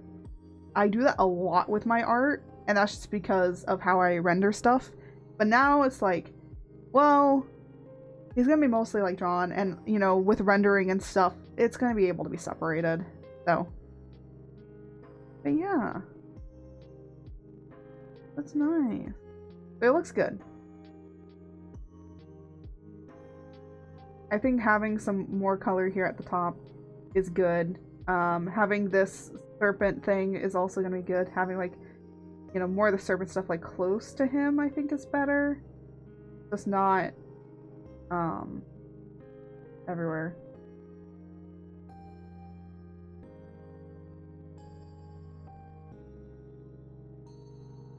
I think that's where we're gonna call it here. I can only do, you know, I can only do so much streaming. And it is starting to get, it's not late, it's more of I got other stuff to do. Of course I gotta be working on more stuff, but at least we did the one thing that I kind of wanted to get done today, which was kind of sketching these explorations out. There might still be more exploration that might get done. Honestly, I've always liked Let's Design. I just wanted to make it a little bit more simpler, so it's not as like crazy. Also, I know looking over here at this that it might look very complex, but it's really not, because it's just lines. All of it is lines. It's all going to be the same color. At the end of the day, it's just a line. So when I talk about complexity, I'm talking about like it's going to be really hard and complicated to draw over and over and over again. And like, yeah, the lines is going to take a bit, but at least it's a line, and it's not like, oh, well, you have to draw this like super complicated thing, right? I can draw a line. But I do want to change this design a little bit more. I want to like finalize it a little bit more. That's why these are explorations. This is why it's called Let Explore Redesign. I do want to also like explore this a little bit. Like, this is a good idea. I think it's getting somewhere, but so I'm gonna just see. But if you did like this stream, you know, we will be streaming again on Saturday. We're gonna be doing Vintage Story, and tomorrow, if you're part of the Discord, you can join for movie night, and we'll be watching the first of the 3 movies, because it's like the whole movie series is like 3 different movies that tell the entire story. But we will be watching Mononoke tomorrow. If we do really like it and people really enjoy it, we might start actually watching the series Mononoke, because there is a anime series as well. It's like 12 episodes, but that's also very good. The best way I can describe how this anime movie looks is it looks like a moving Japanese painting. That is the epitome of what it looks like. It looks so good. Like, the art in it, just literally go up and look up Mononoke, the anime. You'll get Princess Mononoke, because of course you will, but if you look it up, you'll see like all the stuff. There's so much. Or if you go on Twitter and you look up Mononoke, the snake god, you will see so much art. It's very, very popular in Japan. It's an anime franchise that's very, very popular in Japan, because it talks about a lot of Japanese myths and mythology and all that sort of stuff. So it's not surprising that's very popular in Japan. I wish it was more popular out here in the West, because then I might be able to see the movie, because the 3rd movie came out for it, and I have no idea if they're going to be showing it in theaters ever here in the United States. I hope so. I don't think they will. I'm hoping and praying that Netflix gets the rights so I can be able to watch it and not have to get it through other acquired means. But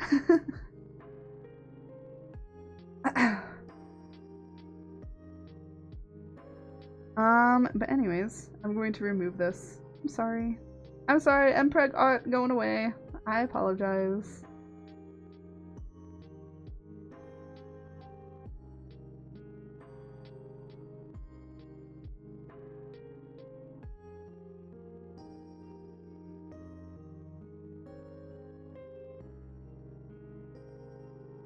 I'm exporting this out so that then people can see what we did today. Because again, I'm trying to post more art out. I'm trying to do it. There's some art that I have been making. I just haven't posted it out yet. Like, for example...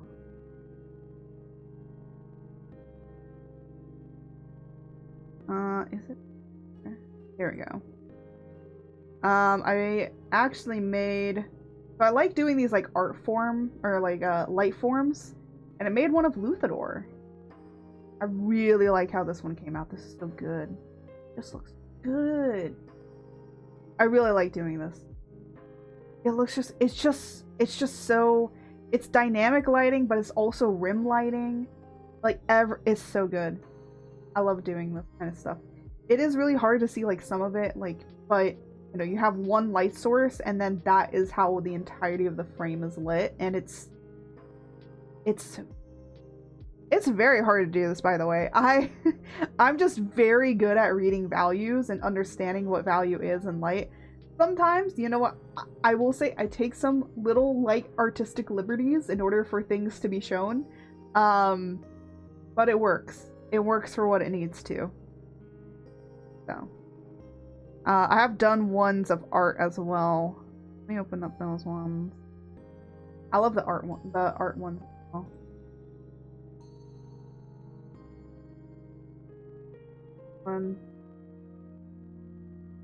This one was like the first one I did because I was just like, I didn't really know what to draw that day, so I drew this. And then I was like, you know, because I wanted to do like more value studies, so I drew this. And then I was like, ooh, I kind of like this. Let me draw it from like a different position. Oh, where is it? Some of these are really hard to see. So then I was like, ooh, let me draw it that the light is coming from the front, but she's like, but we're looking at her from behind. So it's like all of this is like really nice rim lighting. I actually almost forgot to draw like her other side here, but I'm like, yeah, the light would be coming around. You'd be able to see it on this side. So yeah, so you'd be able to see it on this side. So a lot of it was, you know, you have to kind of get used to value study and understanding how value works. I really like drawing. These are open for commissions as well. You can get a commission for that. I do try and talk a lot about my commissions. We all need money, man. It's that money. Money. No. I don't want to be like Mr. Krabs. I'm just saying. Well, yeah. But we finished mainly what I wanted to get done today. I almost put us at the starting soon screen instead of bringing us here.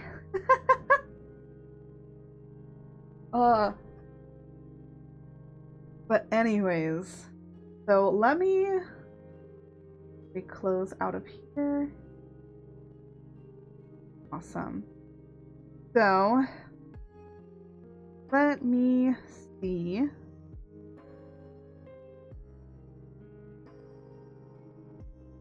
Oh my gosh, I'm tired. Sorry for that yawn.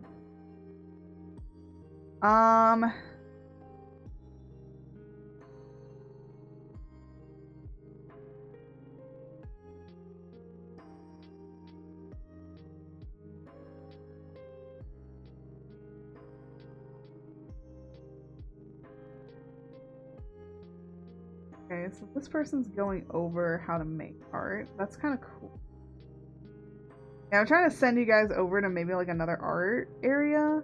The thing is, you would think as an artist that I follow more art streamers. I do, but most of the time it's so funny because every time that I want to raid out to them, they're like never doing art. I'm like, my boys do art. Do art so I can raid your art. Oh my gosh, someone's doing fanfic thing. Oh. You know what? I haven't rated out to you. You know what? I could also just see who in art is very interesting. The problem is, you know what I need to do? I need to get a collection of more artists to raid so I can raid them.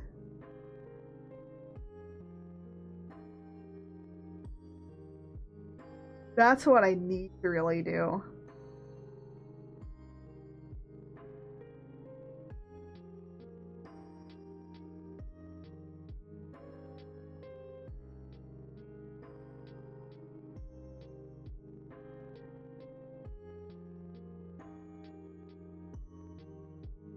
So I'm trying to like debate. Oh my gosh. I don't know. I'm always weird about raiding. I just never know who to raid. My problem is I have plenty of people I can raid, but I never know who I should raid. That's the true issue. You guys ever deal with that? Wait, I just no. There's one person I wanted to raid because I love her shorts content. It looks like she might just be doing a just chatting stream. But she's like a superhero. She's a superhero VTuber. Freaking love her content. She's so funny. I love her shorts content. A lot of VTubers I find through their shorts content. So I think we're gonna raid her. I would love to raid somebody doing art. But I kind of wanna raid this person because I do really like her content. She's very, very funny, and I think I want to bring you guys to her. The other person I was thinking of raiding you guys to was Blair VT. She's going over how to draw like anything. She's like going through like certain art studies. I'm gonna be honest, I've done that before too, and I just think I can never explain things. I don't think I can ever explain things right with how I do things.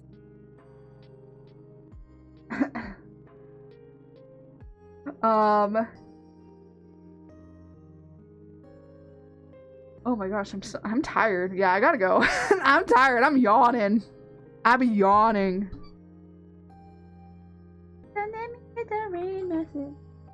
Am I even spelling things right? Probably not. Oh, goodness gracious. Yeah, somehow I ended up typing up capitals. Eh? I don't know how I don't know how that happened. Oh, I always forget. I don't need to press the shift for that. Oh my gosh, her name is so easy to spell. You know what? VTubers, please make your names shorter and easier to spell. That's why I give people nicknames. Oh my goodness. Well, anyways, so everyone grab the raid message. And we are gonna be rating VG. She is a superhero themed VTuber and she is really awesome and she's super funny. Literally all of her shorts content I always make it's always funny. I love it. Always makes me giggle. I laugh at it. I laugh with goodness. So if you just really want a crazy funny, she also is very chaotic, just like I am. Honestly, I have yet to not meet a VTuber that is also just about as chaotic as me. But it does look like she's just doing some just chatting, and she's doing some community appreciation, probably chatting about all of her community and how awesome and she. I don't know. She just makes me happy. It makes me happy. I love her content. I love her. But anyways, if you want to see more of moi, you can follow me on the Twitters, on the Blue Skies, and if you want to see more of my art, that's going to be up on there. You can also support me on Ko-Fi or on Patreon, and Patreon has a lot of awesome cool stuff for the comic if you want to see more of that. And also any spicy stuff, and because my spicy stuff only goes up on there. I don't really post much of that, I'll tell you that much. We also do have merchandise. If you ever want to buy art merch, we do have a merch store where you can purchase some awesome, cool. And of course, we do have a YouTube. We have a VODs channel where you can rewatch all the fun moments, or a main channel where you can watch all the edited stuff. Without any further ado, as I always say, may the stars guide you. Until next time, goodbye.